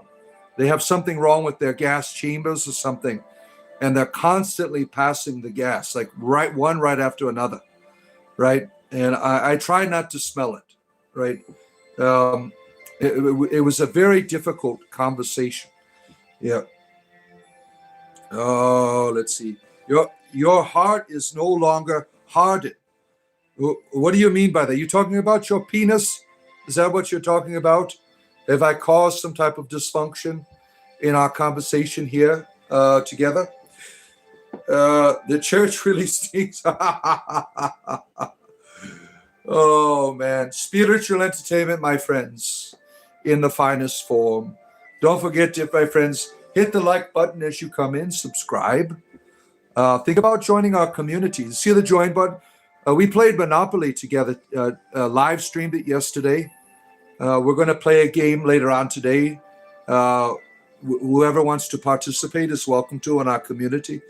I mean, my main game is Dungeons and Dragons. I played Monopoly. I played Helldivers, Warhammer, Space Marines, all kinds of fun games we play together throughout the week. So think about joining us. We have a wonderful community. We have atheists, we have pagans, we have monotheists, Christians, self-proclaimed deities, and gurus. We have all different types of people all getting along under the banner of spiritual entertainment, right? Where do you find that in the world? Where do you find people getting along who are so far in terms of their ideas, right? Where do you find that? You find it on my Discord channel, right? All because of the goodness of my moderators. There's Zerg. Our good friend Zerg, he likes making these wonderful, entertaining videos of myself and other YouTube personalities. Some of this stuff is really weird. Some of the shit I watched yesterday that came up in my feed. Oh my goodness. Yeah. Spray air. That's what you do, Anthony. Yeah. Sometimes something has to be revealed for you. You feel clean and strong. Look at you. You want to be in my dungeon, do you? Right? Well, that costs money. You don't have one? Don't.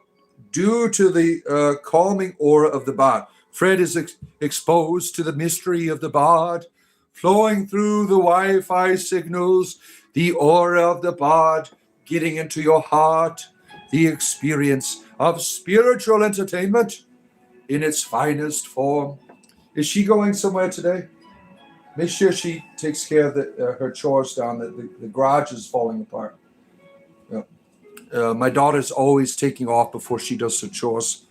Spellthorn Sage, good to have you here. You adore the Wicklow. Ooh. YouTube algorithm can be weird, certainly.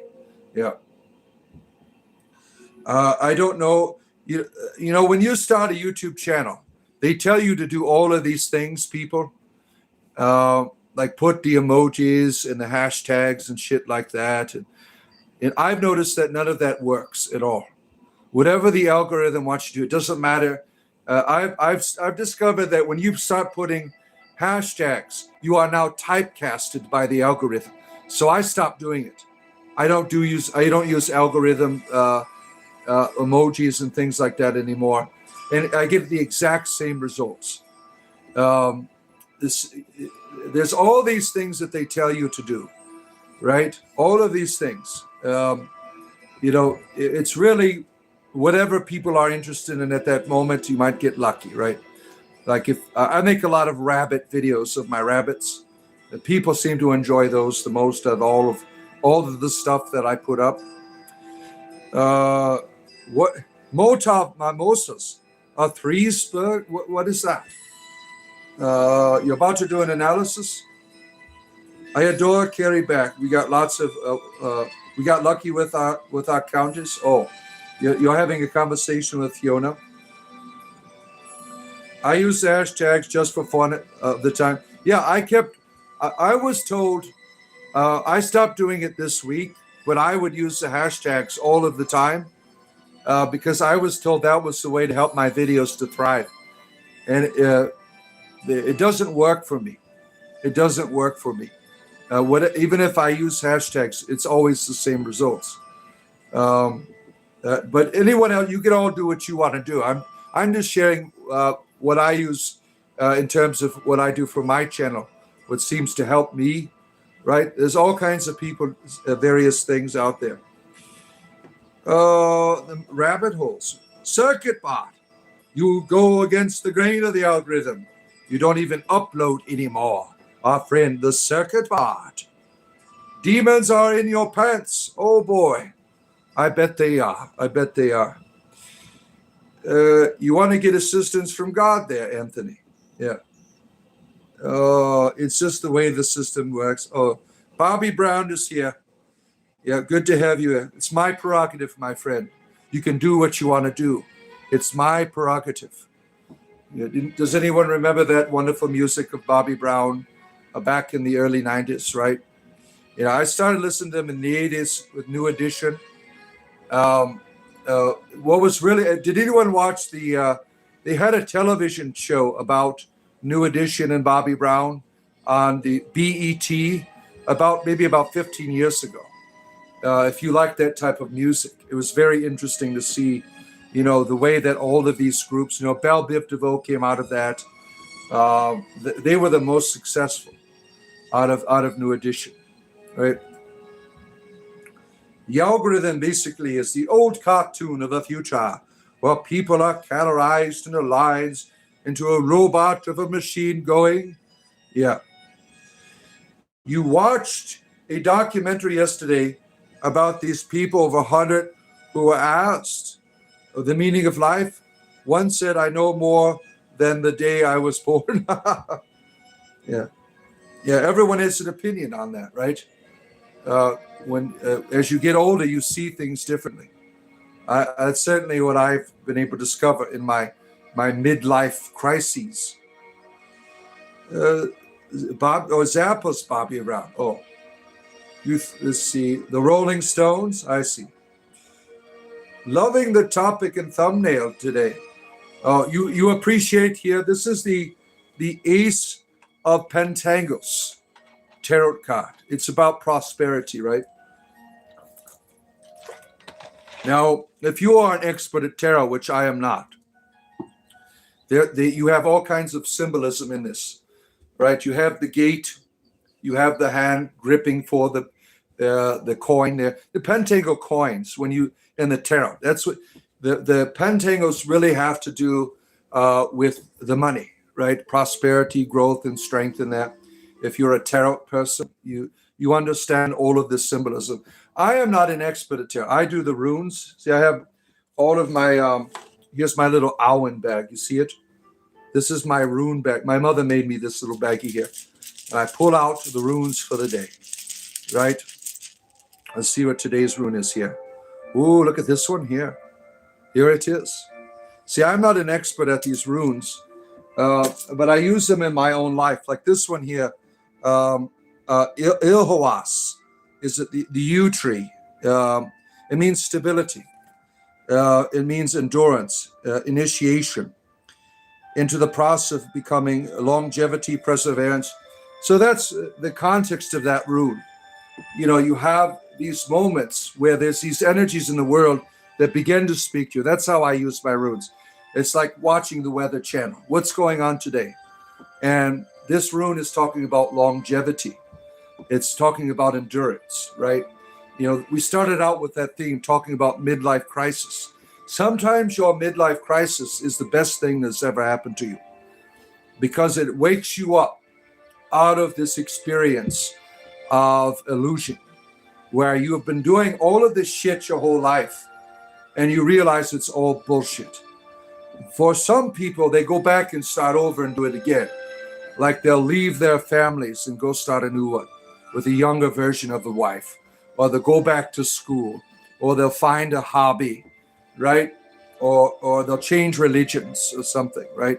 There's all of these things that people do for these crises because they don't know how to deal with this revelation that's been given onto them, that they've been living in illusion. So they don't know how to go forward. They don't know how to proceed. They don't know how to see through it. Realizing that you've been living in illusion is a very healthy thing that allows you to grow and develop. You're not growing and developing if you go back to it. And that's often what is characterized in society, for instance, with men. They go get a trophy wife, they go back, they get a better job, so on. That is not a proper answer to a midlife crisis, right? You like runes, not the runs.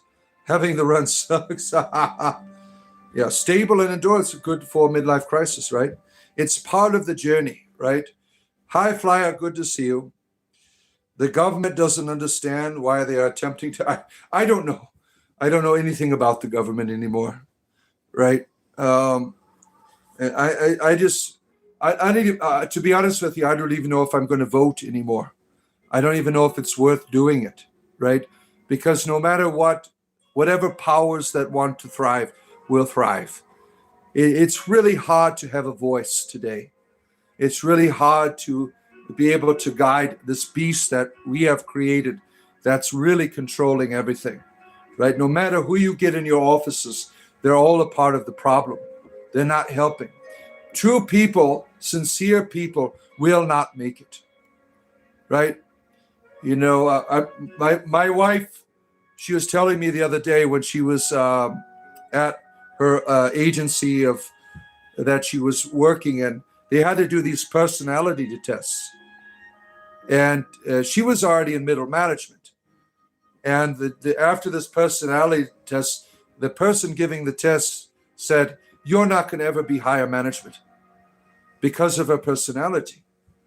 It was not suited for this environment that has no soul, right?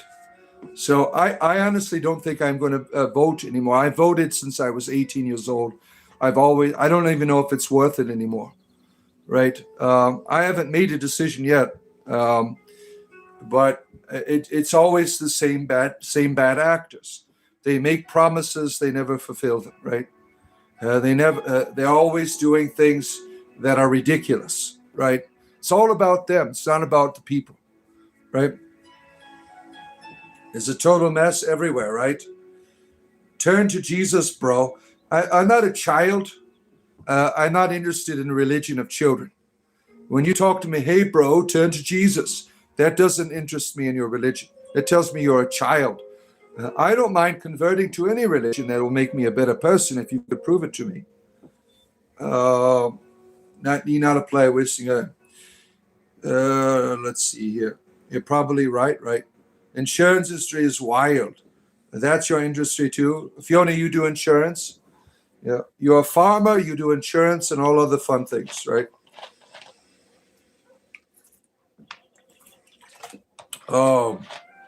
Anything that benefits from people being at each other's throats is not for me, right, Brandon?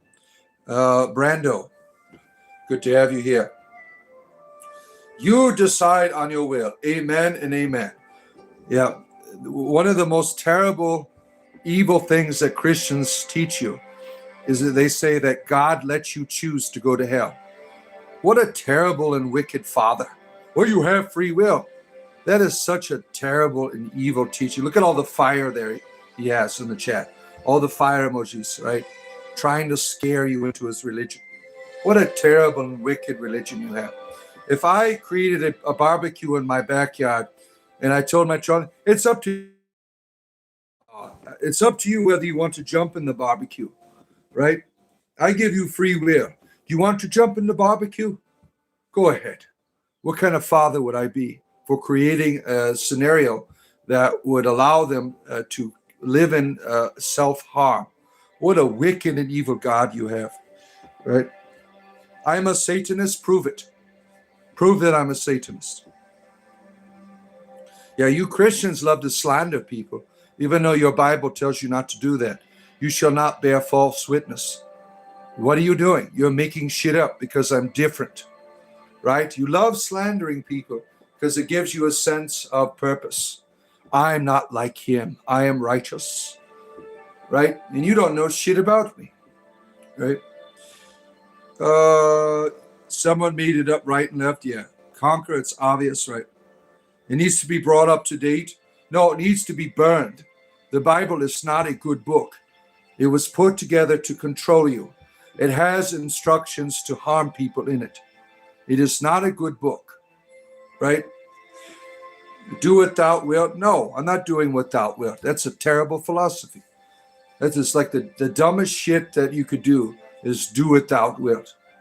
Yeah. Where I think it first came. We're having a good Irish conversation that I see in chat. You're going to start speaking in Gaelic soon, right? Together. Fiona loves doing that. She starts ripping out the Gaelic, speaking to our Irish friends there. Do you know the language, Irish trail cam clips? Oh, why so angry? I'm constipated. Don't you love how they try to gaslight you? They say, oh, you are the angry one. Am I? Or you just don't like what I have to say. So you're trying to get me now to defend why I'm not angry or why I am angry. I don't play your childish games here. You don't have to be here if you don't enjoy the conversation. Do without willing is better. It's all, you have to understand you're not separated from others, right? Come to Jesus. How do you know I don't have Jesus? Who are you to judge me? Who do you think you are? Right? It's convenient for you to break your rules, right? It's convenient for you not to follow your own teachings when people are different than you, right? Oh, Vile Pogie is here. Oh, shit. I don't know what's the point in talking Irish when most people don't understand. It's fun. You have other people that understand the Irish. Go ahead, Fiona. We are entertained by it when you have a conversation with other Irish people, right? Yeah, if someone is Pentecostal, you want to come on here, I'll speak in tongues with you. Why not, right? It's fun. See, this is an angry hobbit. Oh, yes, I'm an angry hobbit. Oh, my feet are so hairy right now. I'm tripping over them, right? You're talking about my penis. You think my penis is a little bit angry. It is. Once you suffer from erectile dysfunction, it's got kind of like quiet over the years in terms of its violence, right? Most of us are leprechauns. Yeah, we are the litter people. Oh my! You don't think leprechauns exist? Well, you don't. You're not from Ireland, right? The understanding of the fairy folk has always been a part of my ancestors. Most of I got a mixed Celtic ancestral heritage in terms of culture, right? That I certainly honor, right? I certainly honor it. But all of these traditions of these people, they continue on in their current. That you can't erase the memory of the land. If you live in these places, you bring these traditions with you, right? Giants exist too, maybe. Yep. This is an Irish staff. Yeah, there it is. I'm not going to even bother to try to translate that, but we got some Gaelic there in the chat. There it is. It's in their bones, certainly. Yeah. The stages of erectile dysfunction. There's 4 stages. denial, grief, acceptance, then blue chews. It's all there, right? Erectile dysfunction leads to madness. Did you know that? People have emasculated themselves. They've chopped it off. Like, why even bother to have it? Cut it off. Why even use it anymore, right? Yeah. You like his channel, Fiona? Yeah, it's got a good channel. Beautiful things from Ireland. Irish bugs, Irish animals. It's got a wonderful channel, right? Your penis has pointy ears. Now that's interesting. I'd love to see some pictures of that. Yeah. Baba Ganesh. Can two rival gods grant spells to the same cleric? Now, in the Forgotten Realms, there's multiple gods, but people are very... you don't have...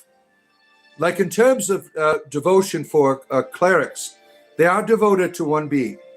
They don't have like a paganism or... in the Forgotten Realms, people are monotheistic. Out of a variety of gods, they choose one to be their patron. This is the normal process in the Dungeons and Dragons setting. There's no paganism like you have here in the world. There is multiple deities, but people bind themselves to one particular deity, and that's it. You might have a place where they honor various deities within a community, or shrine or so. But it's normal for people. It's because of the way the magic system works in the Forgotten Realms. You have this universe that is created as a way. You have the god on the top who creates lesser gods, who then who draw power from the lesser beings. The gods will cease to exist if they are not receiving this power. And the higher gods give power to the lesser beings. It's all about energy transference that keeps the top god in power. At the bottom of this is chaos. Chaos is the abyss. The abyss is unending. But the abyss is drawn into order. And out of this order is all of this energy being transferred, which is at its top in the material plane, as it is called, right? So there is an order to the madness of the Forgotten Realms. And like if you were playing D&D, it'll ask what your deity is. You don't put 5 or 6 deities. You only put one. That's because it has a function. It has a purpose. That's why when people who hate their parents and religion start playing Forgotten Realms, they don't get it. They'll say, I don't have a god. Well, if you don't have a god, it's not because you don't believe in a god. It's because you have chosen to rebel against the system. And if you were to die in the state, you become part of what is called the Wall of Woe, right, in the Forgotten Realms. Right? It's a very interesting religion in the Forgotten Realms lore. Take care, Fiona. Glad to have you here. Wild Kerry, Ireland, our friend Fiona the Bard, an insurance salesman and lover of her dentist. She really enjoys her dentist. You saw a chupacabra? Did you really? What did it look like? Right? Do you have any pictures? Right? Satan wants to be like God? Really? Well, how does he have the desire to want?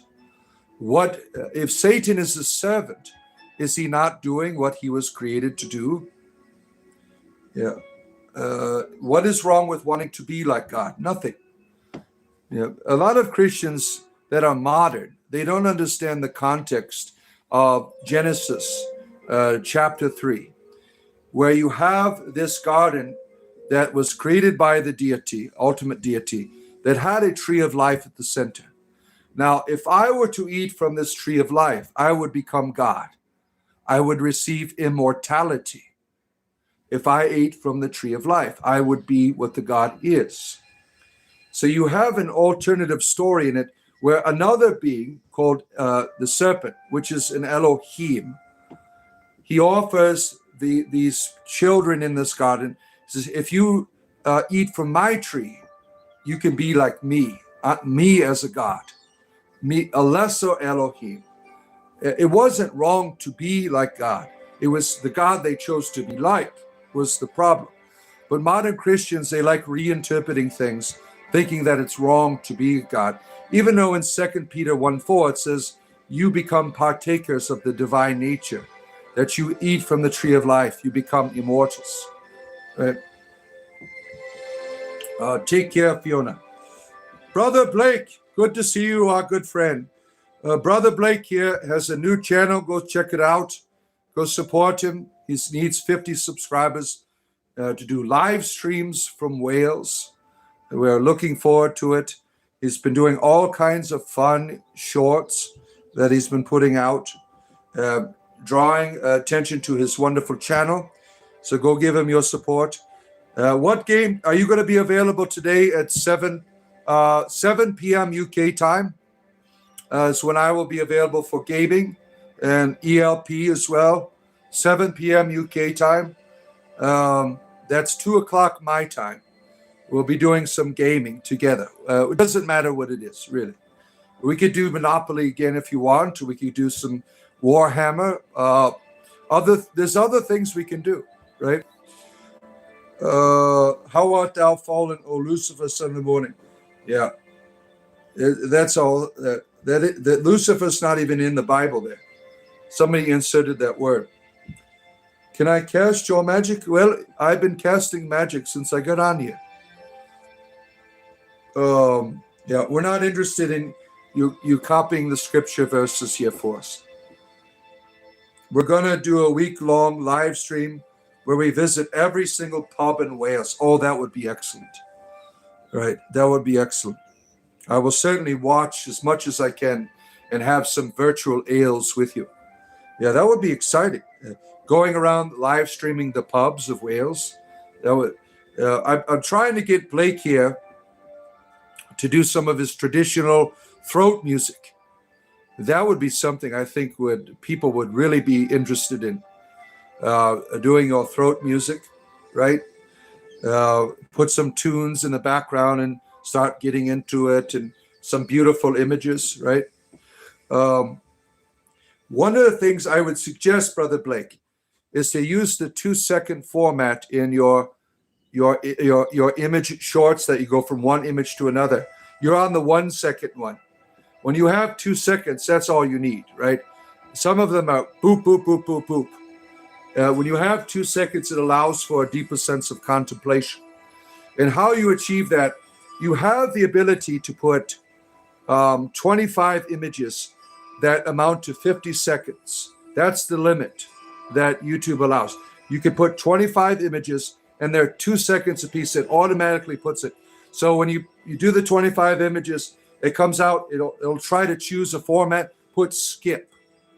And then it'll go right to the main editing screen, and you can add your music to these images.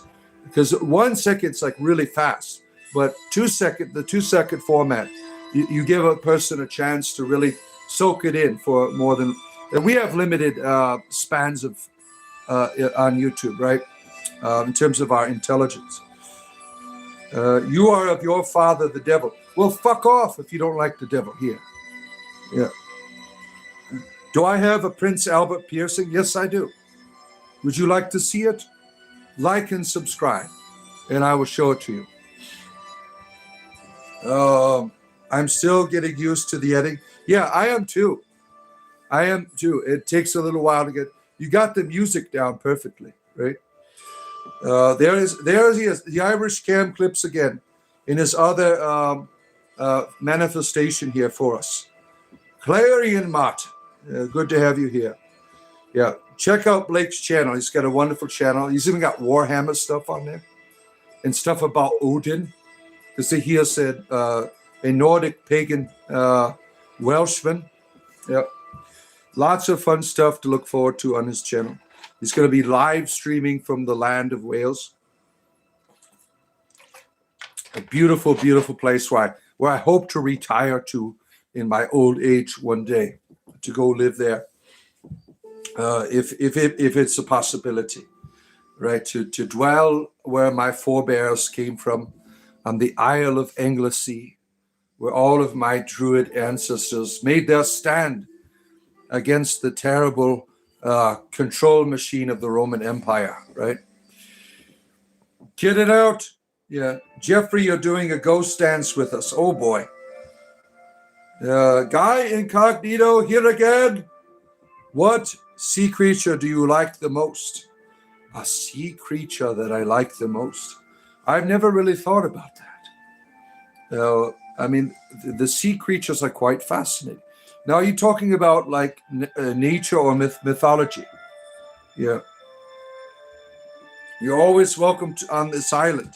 Ooh, looking forward to it, my friend. Yeah, I want to visit all of the lands of my ancestors, all around the United Kingdom. That's all of where most of my ancestors come from. Yeah. You like the whales for you? You enjoy the whale? Yeah, those are beautiful creatures, right? Whales are beautiful.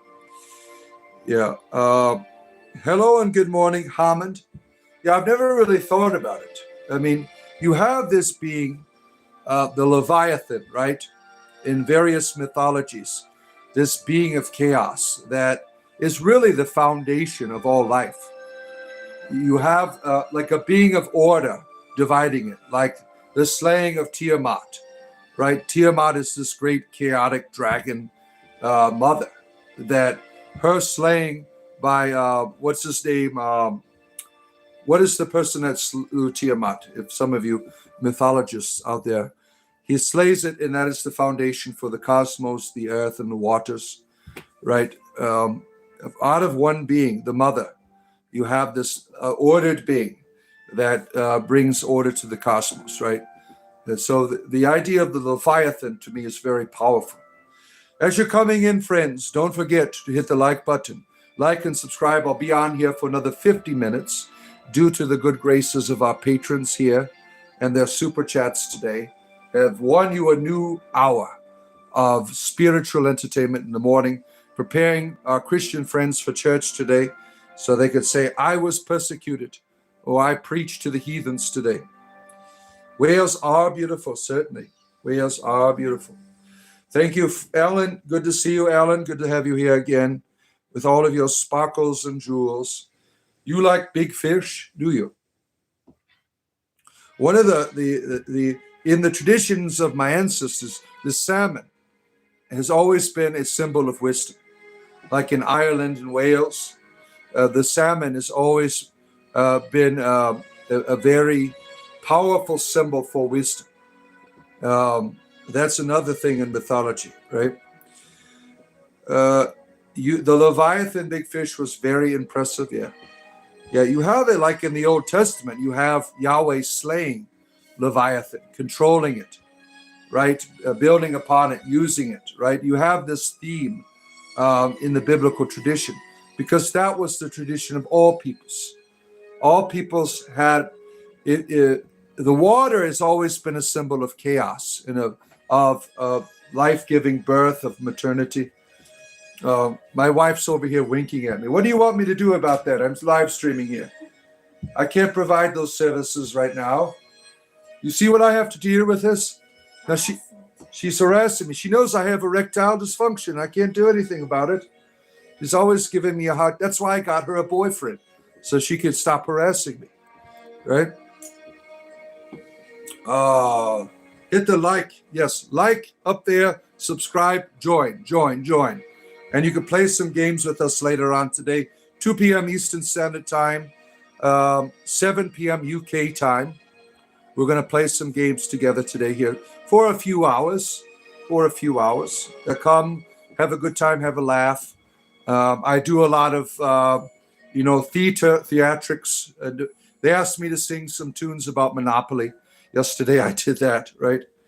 I'm always in the creative spirit and so on. I do a lot of, I'm really good at becoming preachers in games. And if you watch our Warhammer streams, I'm always preaching for the Imperium, for the Emperor, right? Speaking of which, we have new emojis. We have a Warhammer emoji, and we have also a Labubu emoji for your entertainment leisure for community members only. We have these wonderful emojis there. So think about joining. You can have somebody that's a community member, you want to put out the emoji there for them so that they could see it.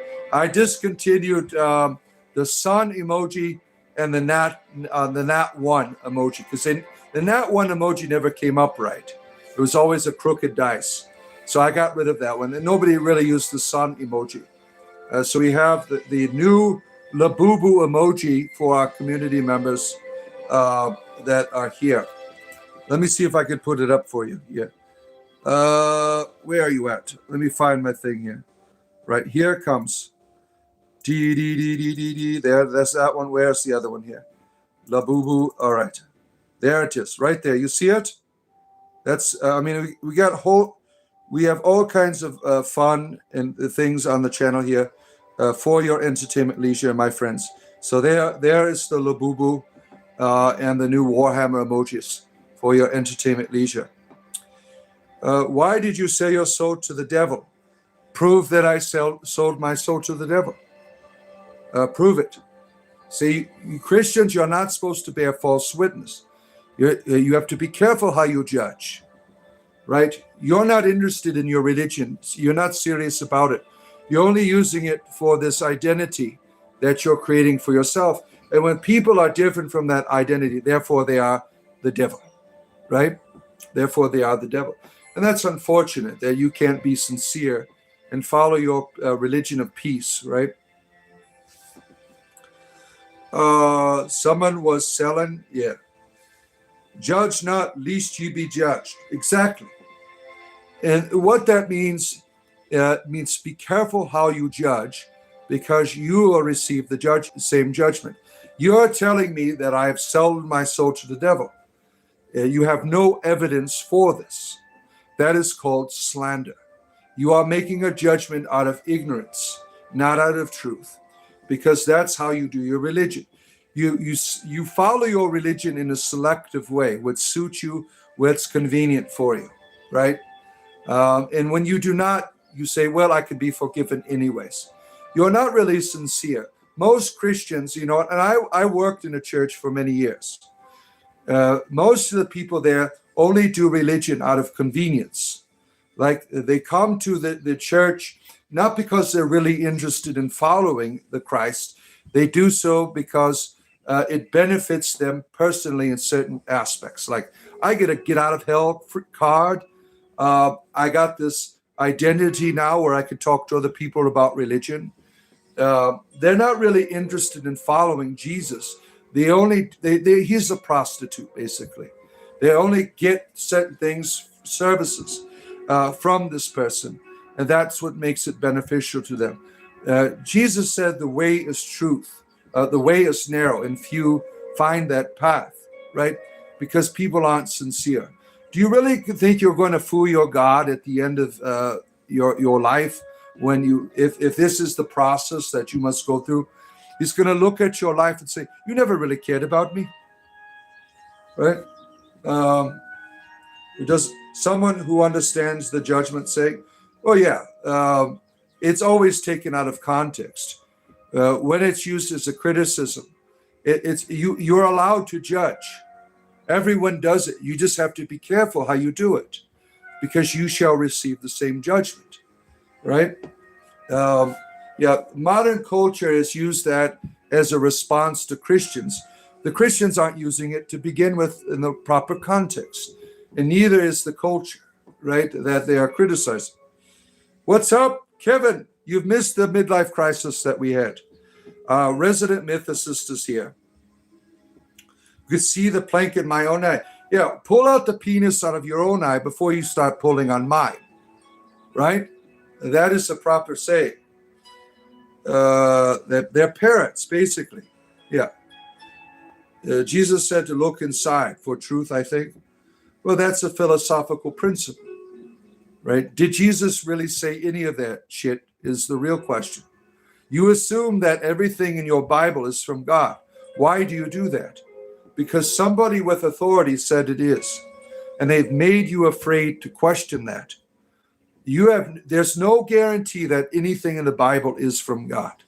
You're assuming it is because you've been instructed to do so, on the pain of you're going to be kicked out of our community if you think otherwise. It is the ultimate form of control, right? If you take the Bible seriously, you will discover that it is not a good book at all. It is a terrible book. It makes God look terrible. The Egyptian law of weighing your heart when you die, doesn't matter what you believe, it's your heart. That's right, that's very powerful. Yeah. George Aiken, our good friend, is here. Hope you're doing well, my friend. Hope you're doing well. And our wonderful Elric Fland here, who's named after his sword, the Stormbringer. What was my first midlife crisis? You had one last year. Well, the idea of the midlife crisis to me, I think, really began. I kept feeling like I was running in place, right? Realizing that most of the stuff in my life has been vanity. That all of my achievements in terms of religion, all of my advancements in serving in a church was not for the benefit of mankind, but for the benefit of my ego.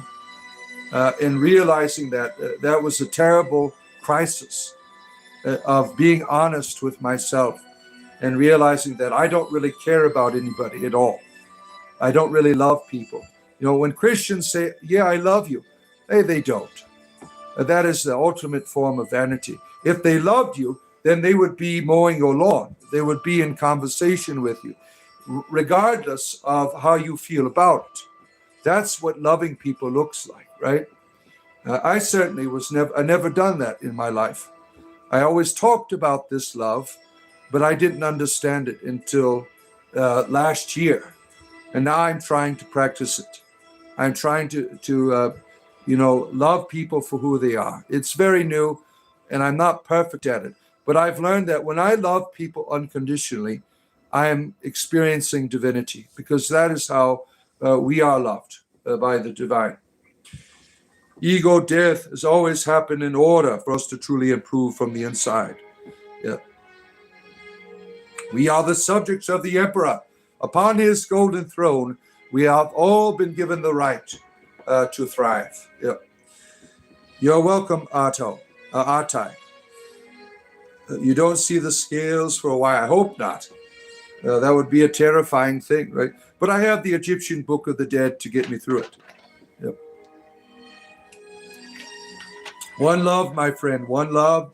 Spiritual entertainment, 7 days a week. I'm going to be here another 40 minutes with you, my friends. Hit the like button as you come in. This still applies. If I don't get to 100 likes, my wife will put me on the street corner for male prostitution. Does that still apply, honey? Yes. You see? She is going to send me to the street corner. So please, I bet my backside begs you, hit the like button. Help a bot out. I'm trying to get away from male prostitution, but it's the best thing I can do to support my family right now. Let's see. Ego death would F up many Christian fundamentalists. It certainly would. Yeah. Irish country. See, the Irish always find me. The Irish and the Welsh. All of my ancestral lands. They always come here. They always find me. Irish country girl, I am an entertainer. I mix comedy and spirituality together. And my theme of spirituality is rooted in my ancestral traditions. I practice modern druidry, right? I honor my ancestors in that way. Let's see where I'm at here. Yeah, the street corner. Yeah, it's true, Kevin. Yeah. This is a pretty nice street corner. Oh, I bet it is for you. You're out there already. You're waiting on the parking lot out there. Like, I can't wait till he gets out here. I'm going to have a good time with him. The Irish find everyone. Yeah. Yes, you're there. Yeah. Spiritual entertainment, my friends, 7 days a week. Whatever you want to talk about, really. Right. It's what's unfortunate is that 80% of my conversations throughout the year have been with Christians. I mean, I'd like to talk about other stuff, right? We've had some really good conversations this week without Christian fundamentalists flooding the channel, but it's Sunday. I wouldn't expect anything different, right? They come in here and try to convert us, right? Um, yeah, and we can never forget people like I'm that guy 69 who are always talking about shitting their pants, right? This is always a wonderful topic matter on YouTube. They always find their way to you in sharing the success of their bowel movement. Well, I'm glad I'm able to help you to come to that conclusion. There can't be more than 3 of us in one place, or fights will break out, and all of the Guinness will be gone. The magic poles are moving fast. What are you talking about your penis for here? Well, what brought that on? Why do we have to have a magic pole here? Why can't we just have a decent family-oriented conversation here? Doing better over the last few months. Having fun is very important. Yes, I'm glad that you're having a good time. Glad we can be your poop pals and keep you company. Yeah, Brando he wants to hold your hand to have the ultimate maximum bowel movement there. Every YouTube chat, no matter what topic, has Christian fundamentals. It's true, right? If you have a YouTube channel, they will find you. And I mean, this is a terrible thing that they actually think that they can convert you by spamming their Christianity over and over and over again to you. I've said this before, and I will say it again.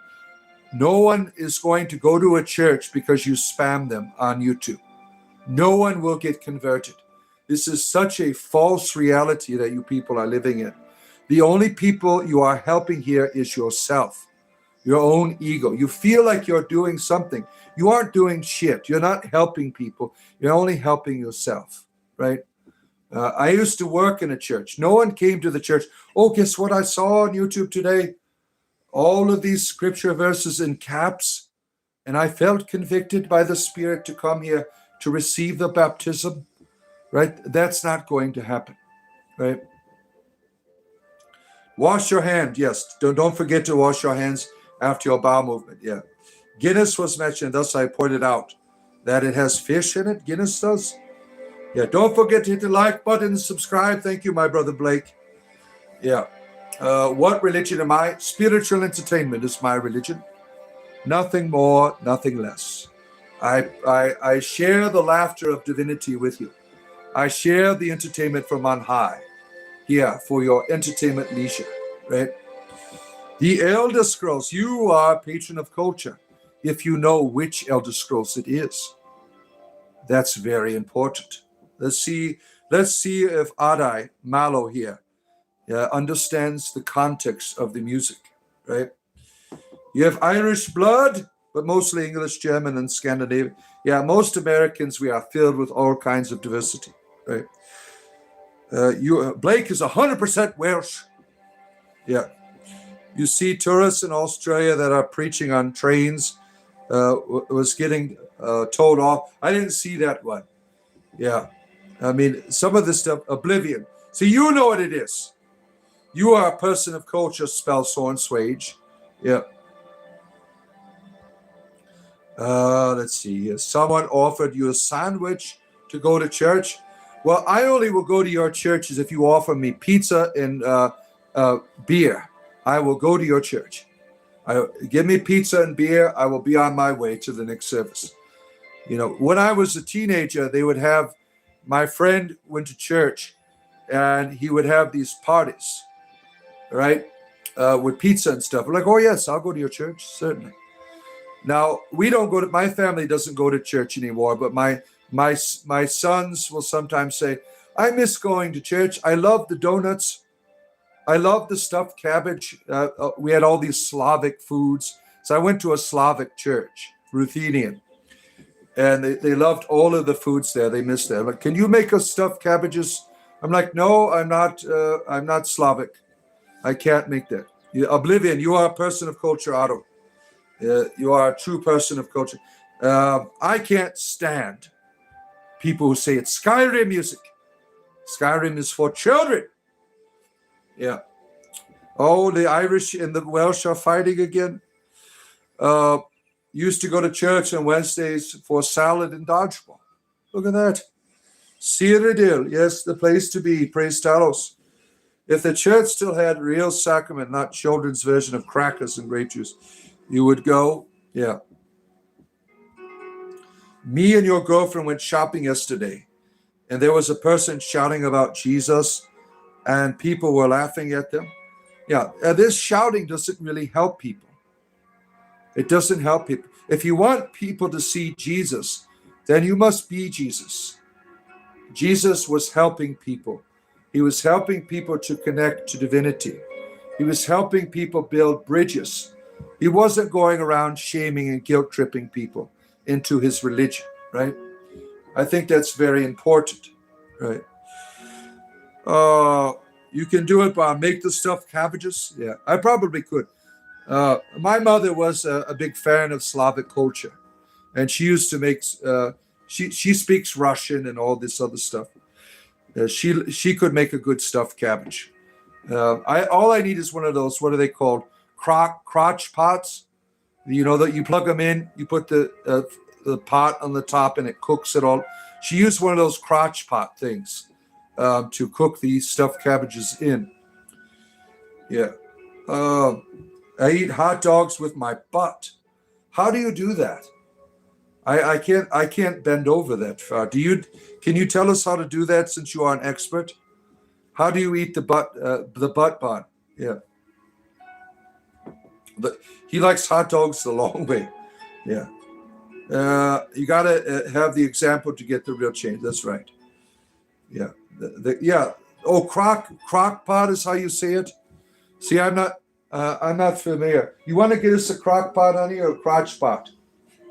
She thinks that's funny. I have a problem with the English language. It is not my first language. See, I was introduced, for instance, to the idea of a water faucet. And my wife's like, it's not how you say it. It's faucet. I know it's not. It's faucet. It's, I have all, see, I never learned how to read and write English until I was about 20 years old. So I'm still catching up to how do you describe things like the crock pot, you know. I'm still learning about these things. Crotch pot, whatever you want to call it. Most people that follow Jesus in person don't want me to follow Jesus because of the way you look. Yes, you have this big, giant muscle man with all these Nordic tattoos. They think Blake here is some Viking. He has come to wreak havoc upon the land, right? Sing us a song, dear, about my songs don't come like that. I do on occasion bust out a tune, but the idea of the demands of a bard, I'm not that type of bard. My moments shine when the Awen flows, in the right moment, in the right time, in the right experience. So the idea of just coming to a tune for you is not my prerogative, sir.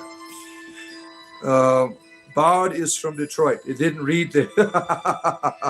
It is true. I was terrible.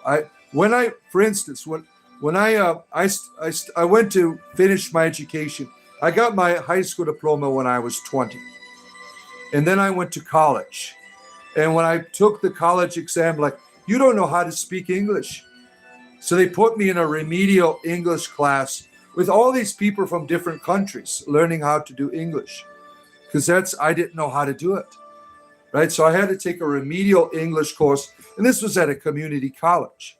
In order to take the real credited, I had to learn how to speak English, right? Are you some kind of wizard? My wife says in the bedroom, I am a wizard.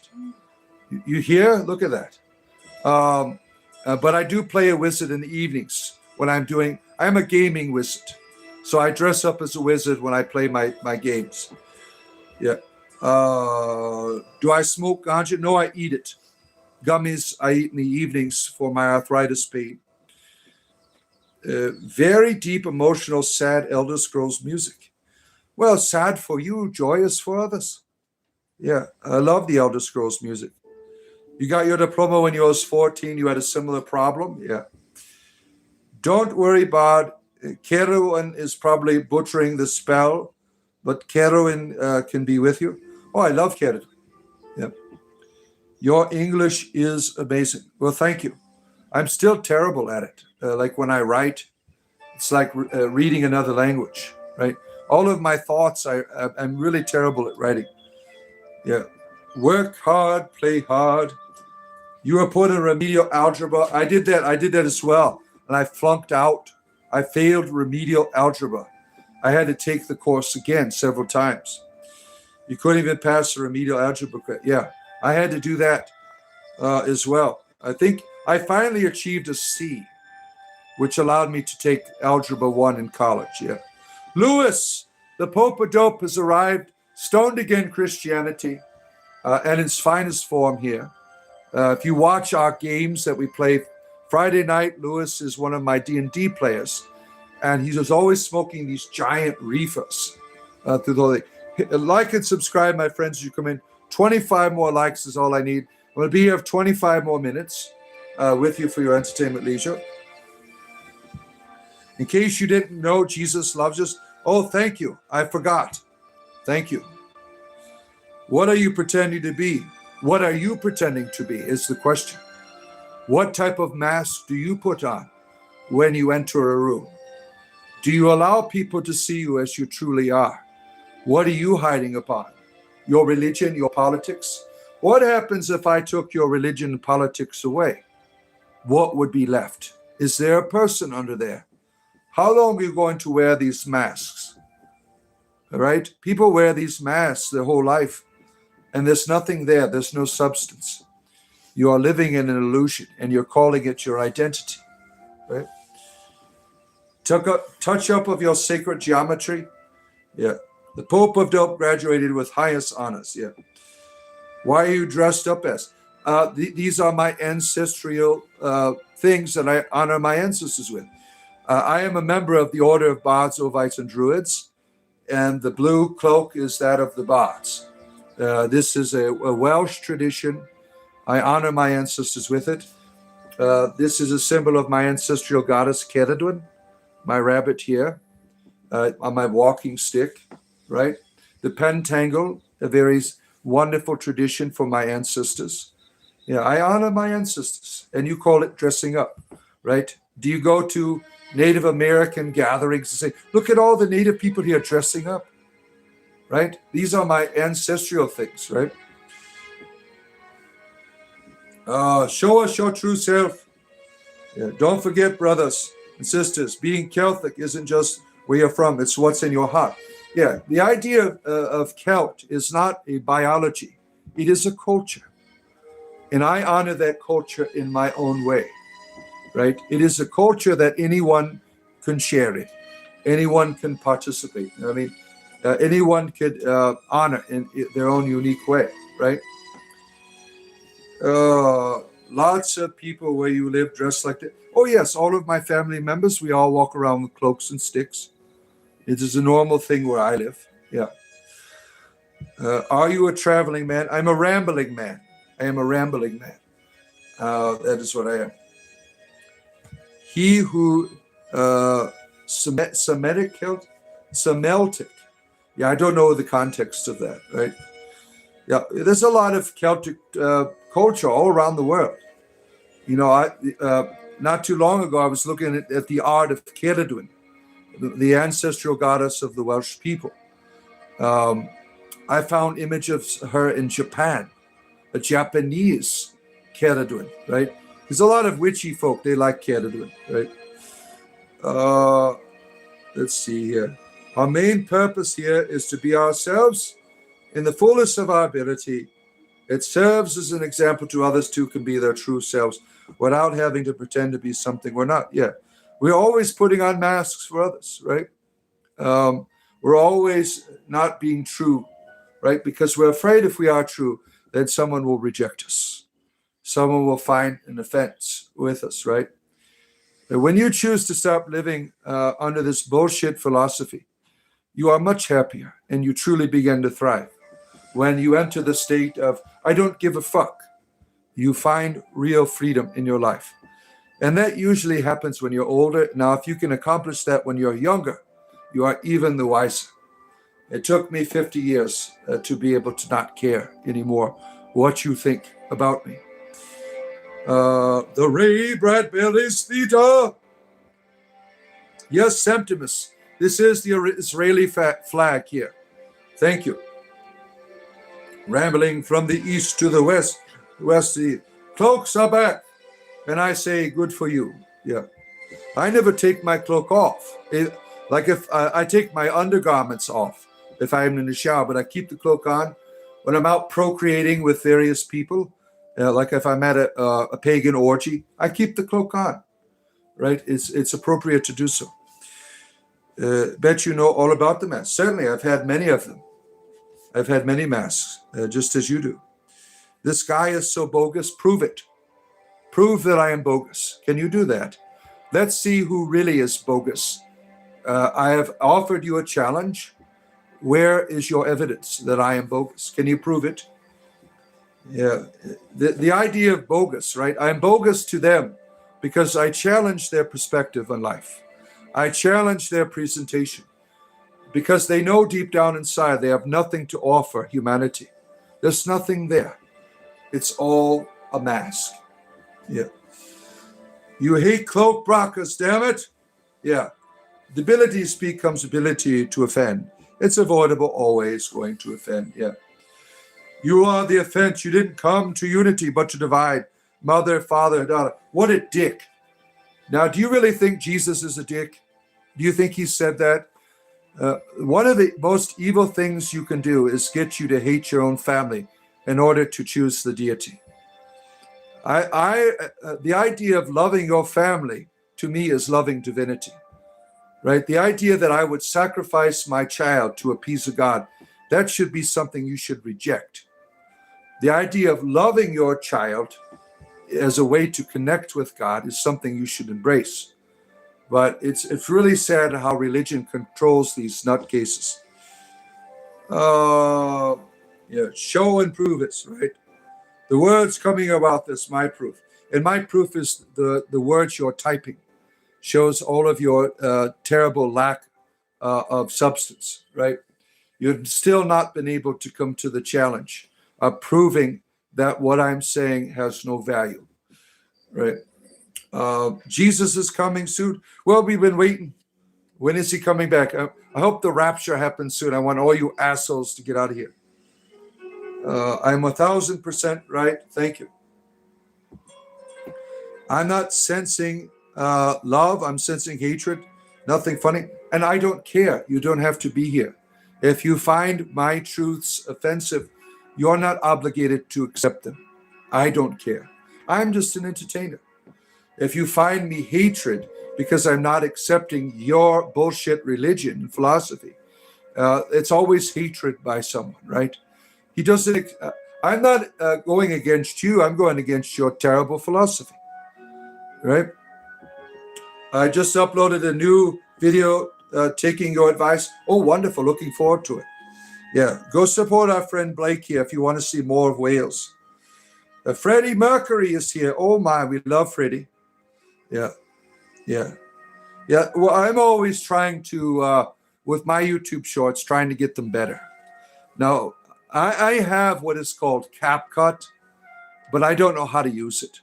I use for my videos the YouTube editor.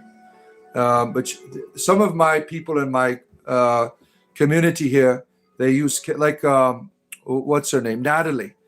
You see her videos, they got all these beautiful things in them. That's from CapCut, right? I have not mastered the art of CapCut yet. I just admitted. Oh, look at his right. Oh my! Do you feel aroused now? Do you feel aroused?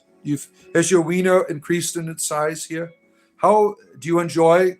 You know you don't have to be here, right? If I have no value to offer you, it's really easy to swipe away. Why do you remain? Because your ego demands the attention. You demand the affirmation for your point of view. You don't have to be here, right? Let's see here. I am an entertainer. That is it. Nothing more, nothing less. Yeah. When God created Lucifer, how do you know God created a Lucifer? You're making all of this stuff up. You can't prove any of it. You killed me 5 times in Skyrim? Probably. I will never play Skyrim again. I put 44,000 hours in it. I'm done. Bethesda, what the hell is your problem? Give us a proper Elder Scrolls game.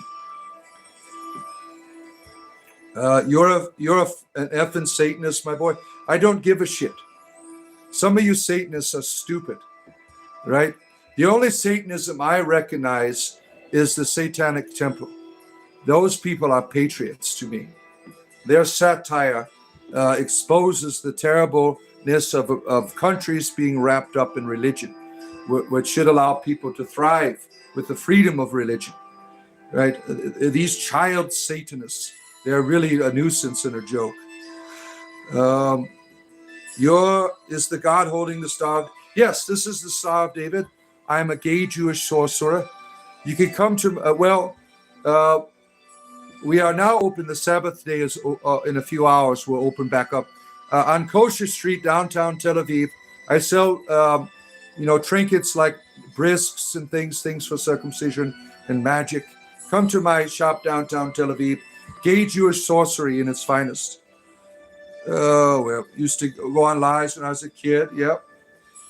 We had all of that shit, right? A lot of Wiccans were raptured. You're from Denmark. Well, we welcome you.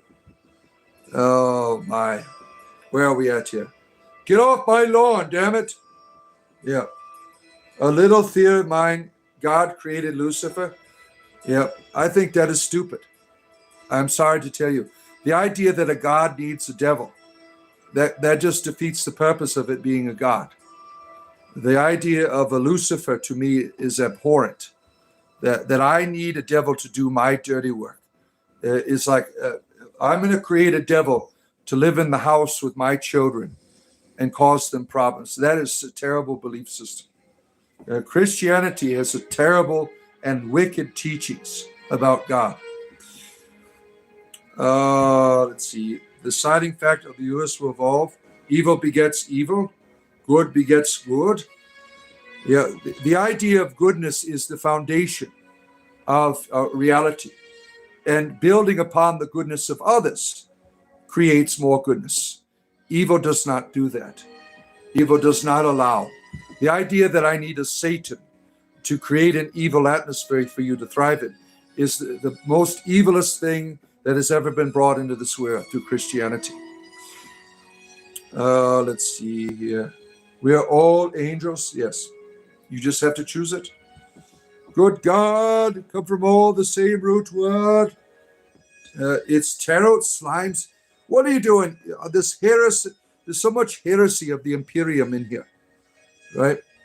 You are the angel of the dank. Ooh, what are you doing there? Oh my! How many angels can you get to dance on the tip of his pin, right? Oh man, yeah. Oh no, ELP, look out! You just told him what he was. No, Misty the Goblin is here. Oh, we have all of the Goblin family. Thank you, Goblins, for being a part of our community. Thank you for being here with us. We enjoy our Goblin sin.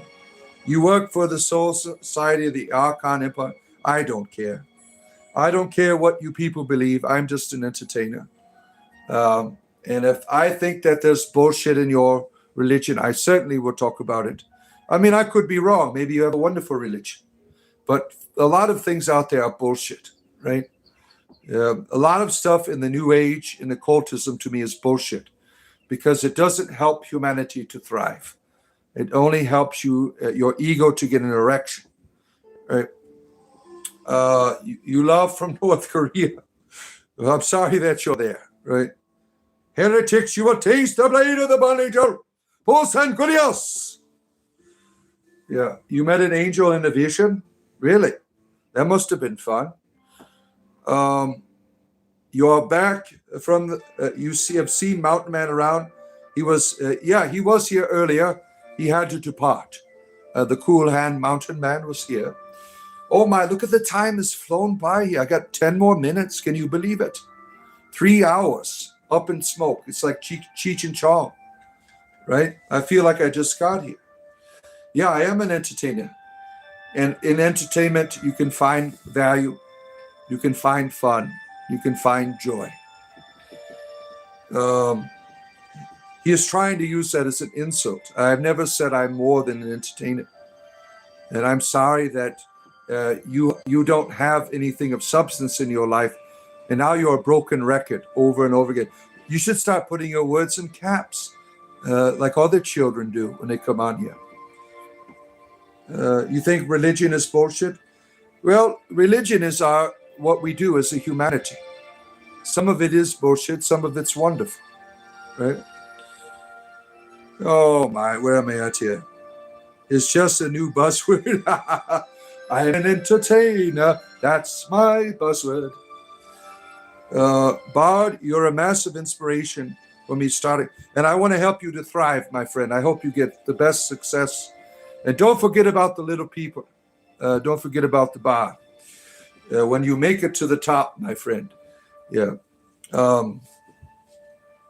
Let's see here. Where am I at here? Angels are real and what we call vehicles. Yeah, well, I drive a Chrysler. I mean, it's just like Jesus Christ, right? That's a car you would drive. If they're vehicles, then my Chrysler is the Christ. Yeah. You did 100 push-ups, 100 squats, and then 100 ab crunches, and still your penis isn't working the way it should. I don't know what to tell you. I don't know what to tell you about that. There is the Cool Hand Mountain Man. The Goblin was just asking about you, Madam Goblin here. The misty Goblin. The wiener has been exercised there. What can you do with that, right? Yeah, Jesus. If you want to be a good Christian, what would Jesus do? What kind of car? Remember, you have some of these debates about what kind of car Jesus would drive. He would drive a Chrysler. I mean, it's quite simple, right? Oh, my. Spiritual entertainment, 7 days a week. I am here for you, friends. Like button, like button, like button. Subscribe, my friends. Spiritual entertainment. Today, we're going to be returning at 2 p.m. Eastern Standard Time to play whatever games Blake and ELP want to play today, and others with us, right? Yesterday, we did Monopoly. I don't know what they want to play today. We will find out, right? You like faster cars. Oh, my. Like a highway to hell, right? Yeah, the AC/DC song, Highway to Hell, is about driving the wrong cars that will lead you into eternal damnation, right? Now, what kind of cars would lead you to hellfire, right? That is the real question, right? You have orbs in your pants? Yeah. Most men do. Yeah. You see an orb at the bottom of your bed a few weeks ago. Well, sometimes they hang low. Yeah. Sometimes I rhyme slow. Sometimes I rhyme quick. Are you a follower of the Church of Satan with the Pentagram? Yes, I am. I am the false prophet of the Antichrist. I have come to prepare the way. Receive the mark of the beast. Hit the like button. You will receive the mark. Subscribe. You will receive the mark. We are preparing the great army of the Antichrist here with the sign of Beelzebub above my head. And the power of my staff, I will conjure up for you a demon from the third layer of the lake of fire to cause all kinds. Maybe we can have an orgy. Oh, maybe that would be fun. You want me to conjure that up? Orgy, Beelzebub, succubus, come forth into my pants right now. Do you feel it? Tell me in the chat if you feel the power.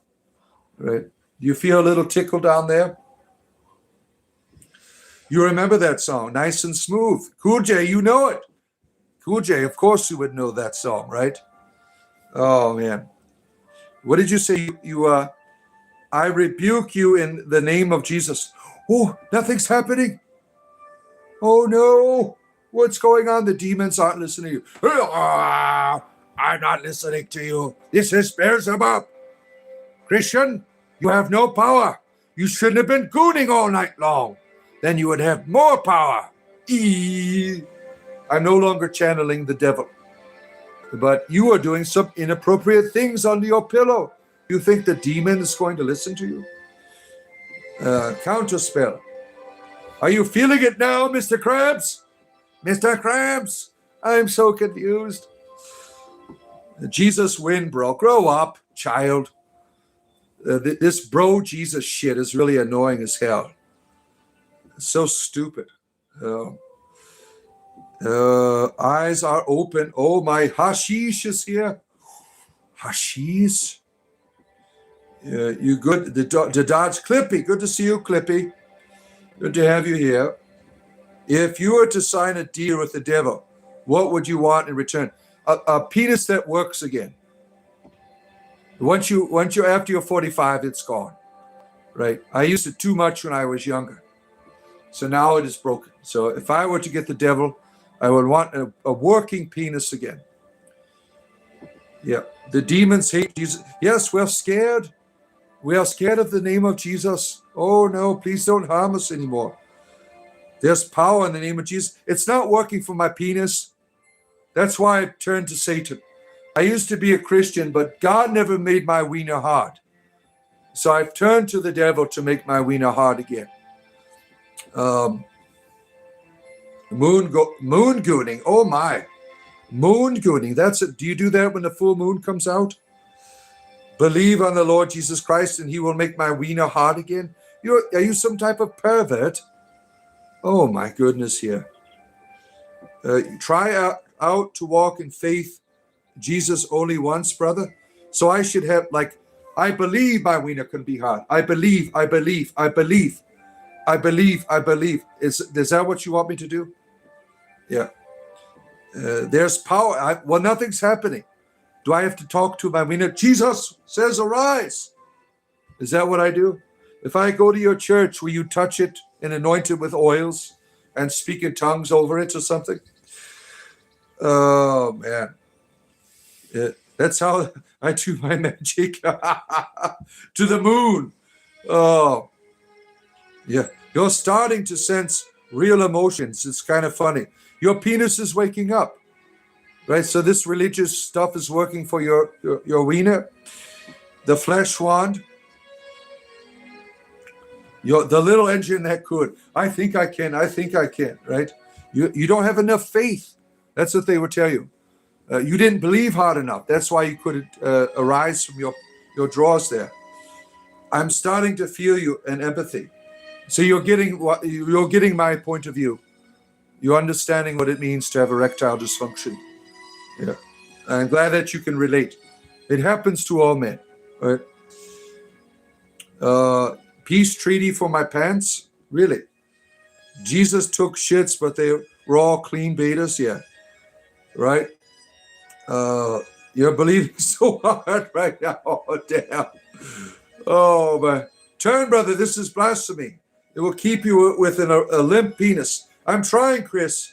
What must I do to save my wiener? Can you tell me? Chris, can you save it from eternal dysfunction? Turn to Chris's religion here. Save yourself from eternal dysfunction. Yeah. Eternal life is for nerds. Yeah. Kimberly, nice to see you, our good friend. Yeah. It's always nice to see you. We have 2 community members who are named Kimberly Nelson. And it's always nice to see you, Kimberly, in whatever form you are in. Yeah. His peace treaty is a sacrifice that Jesus made to make my... Why do you want to keep talking about my penis over again? Do you think that's what the Savior is for, my wiener? Oh, my goodness here. These Christians are so perverted, right? I remember one time I was watching this Christian minister going around doing talks about Christian sexuality. He's like, oh, yes, God said, do benevolence unto the other. Get a trapeze in your room if that is good. He's teaching Christians it's okay to get your freak on, right? And they're all like, oh, right, yes. This is a great teacher of sexuality, right? Let's treat each other like objects. Yeah, that's fun. Very spiritual. I need more likes. Yes, I need 15 more before I don't think I'm going to get there, unfortunately. I'm headed for the street corner, my friends. It's going to happen because I've been here for 3 hours, right? Um, they are perverted because they repress their feelings. Yeah, everyone's perverted. That's why you need a savior, right? Your savior saves you from your goonie. Jesus could take the wheel for a few lives. He's blowing the saxophone here. He's sounding. He's blowing, sounding the shofar here. Blow the trumpet in Zion.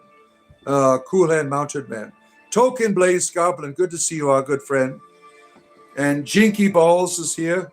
It's always about someone's balls, right? That's always a constant theme on YouTube here, my friends. But we have come to the conclusion of the broadcast, unfortunately, for today. I will return to you at 2 p.m. Eastern Standard Time to play some games, live stream with community members here later on today. I've had a good time with you this morning, and I'll be back tomorrow at 8:30 a.m. Eastern Standard Time for your entertainment leisure during the week. So have a great rest of your day, my friends.